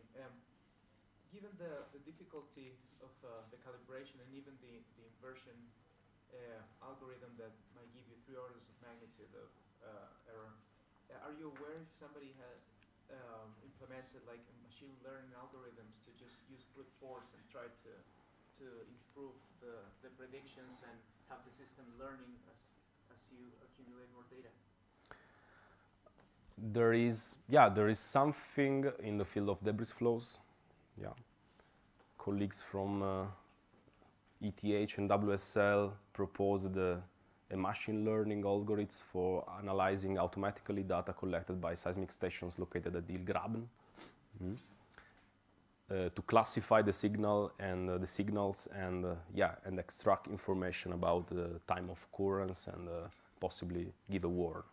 So yeah, in that field the response is yes. For bed load transport, to my knowledge, there is nothing standardized or already ready to use, but yeah, who knows? Maybe somebody's working on that. I have some concern about the use of AE and machine learning, about the pure use of AE and machine learning. Still, observations are needed to constrain the uncertainty of these methods that often are proposed without a validation dataset. So I think it is a very important and promising field, but observations are fundamental, in my opinion.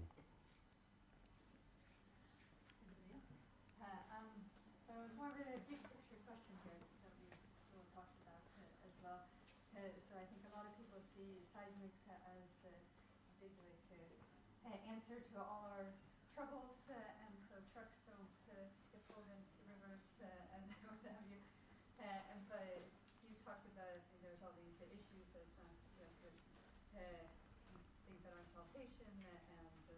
factorizing and errors. So, in your eyes, what do you see as what needs to be done before this is released as a common method for measuring bed load, or which rivers do you think can be used in right now, or what is your advice to maybe for using this method now, or should we all wait until more things are figured out? Well, thanks for the difficult question.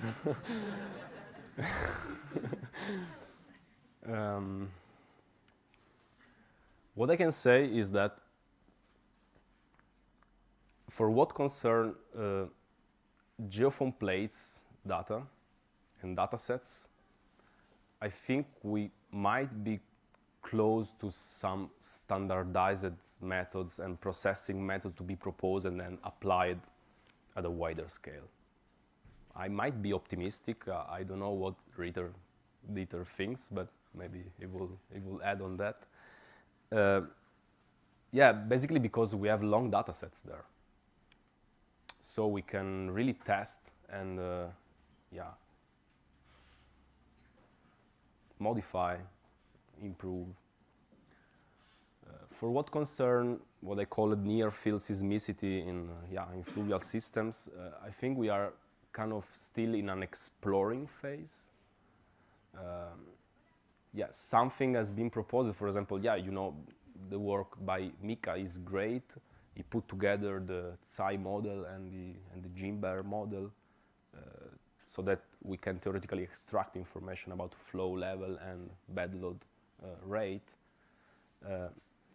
But possibly more work is needed to constrain those uncertainties, because when we talk about uncertainties of theoretical model, which are in the order of 2-3 order of magnitudes, and then we propose methods that are still in the same order of magnitude of variability, then a classical hydrologist may say, so what, no?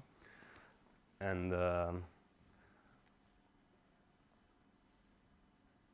yes, maybe the community is growing fast. So I would expect that in the near future, more could be done, given that some complexities will be ever still there. So we cannot forget the complexities there. So, for example, conditions are variable. I think that the key point of my data set is variability. So, how to analytically constrain this variability, I don't know.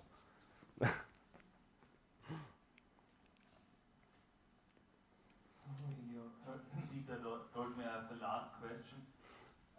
Wolfendler for the Boku. Really good work, and it's impressive for me that you have nearly the same problems that we have in Austria. So come to my question. He showed the formula from Dieter, and it's dealing with the potential bed of transport that can be reached. So in your plot there, you showed this scattering a lot. Like the same you have in Austria at the glacial tributary. And so, could you say your river is supply limited? Or is it, of course, of the history of the event history? Because a colleague of us, Andrea Kreisler, did a study of that where she showed different event types, and that they have different bedrock transfer, and one of the types fits really good to the formula, and the other one are supply limited. Maybe a comment to that. Yeah, thanks for your question. Basically, I think that the concept of supply limited, supply unlimited should be approached maybe, looking at this data, in a dynamic point of view. So the very same catchment during some periods of the year at the given hydraulic condition may be supply limited, then especially there in glaciarized catchments, then the week after maybe not. And that's my feeling, that this is the main forcing that produce the variability, the crazy variability we see in our data. So yes, I think this is a point that needs to be investigated, and possibly, we should move towards kind of, dynamic, multi-temporal, I don't know, representation of sediment transport in mountain basins. Okay, I know there would still be more questions, including myself. Of course, I would have some.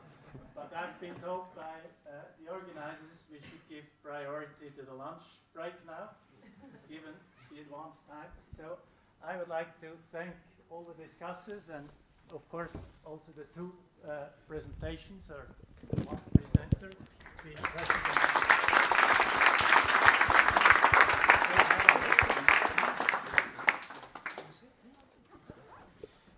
Sorry, I will close now, and after that we can go to eat something.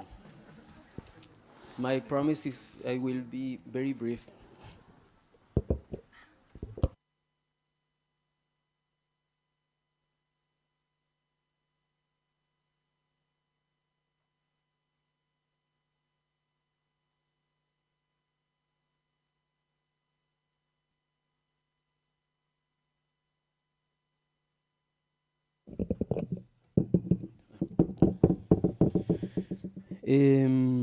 Dear GVR community, at this closing of the conference, it only remains for me and for the organizer to thanks for your enthusiastic participation in each of sessions and field trips. And only the people that are online, very important people in research, big names, for example, Peter Ashmore, Colin Thorne, Peter Wilcock, David Milan also. We have tried to maintain the traditional spirit of the previous GVR, but we also incorporating new subjects, such as the relation between rivers and society, rivers and coastal areas, microplastics flux, for example. The people who participate yesterday, the stakeholders from the different governmental agencies in the discussion groups, have greatly valued of the knowledge that you have lived in Chile to improve the river management. I would like also, thanks to Mario, thanks Mario,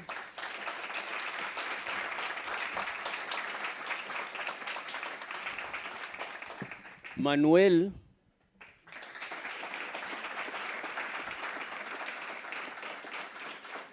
Isabel,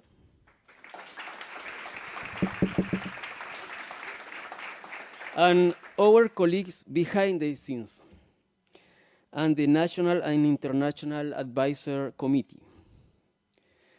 And special thanks to Juan Pedro Martín Vide and Alejandro Dusayan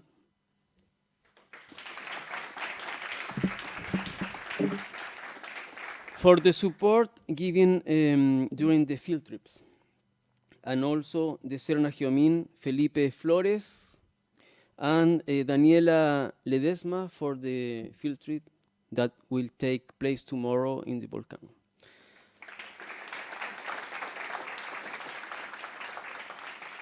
And of course, I say thank you to cameraman and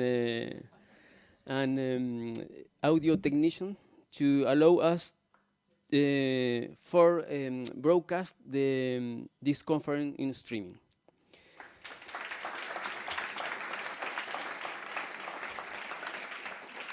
Finally, I wish much success, a big success, to Rebecca and Eni in organizing the GVR 10, and I hope to see you all in Scotland.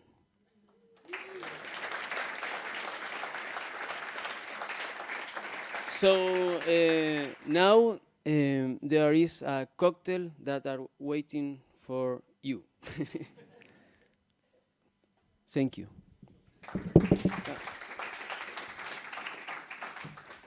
I think before we all sign off here, I think we should thank the three organisers for what they've done in organising this conference. Christian, Hernan, y Luca. It's a long time ago when I first came to Chile, and when I first came here, I thought we really have to have a Gravel Bed Rivers meeting in Chile at some time. It's just the right place to do it, and at last we have been able to do that. I'd like to pay tribute to the perseverance of our organisers, because they've had a terrible time with all the things that have gone on. To start off with, there were difficulties in Chile itself with sort of rioting in the streets and so on, which caused initial problems. And then, of course, they had the whole COVID business to deal with, which, you know, was really, really hard. They were trying to do it in 1 year, and then they couldn't do it. They had to do it another year. No, that still wasn't going to work. But finally, we have actually got here in 2023, and it's gone really well. I've enjoyed it immensely. It's been you know, a nice size of group of people to discuss with. We've had some really excellent talks, good range of topics and so on, and nice sort of dinners, lunches outside, a nice asado yesterday, and I think it's gone extremely well, and I think we really must thank Christiane, Hernani, y Luca for all that they've done and in getting us here, and so muchas gracias. Many thanks.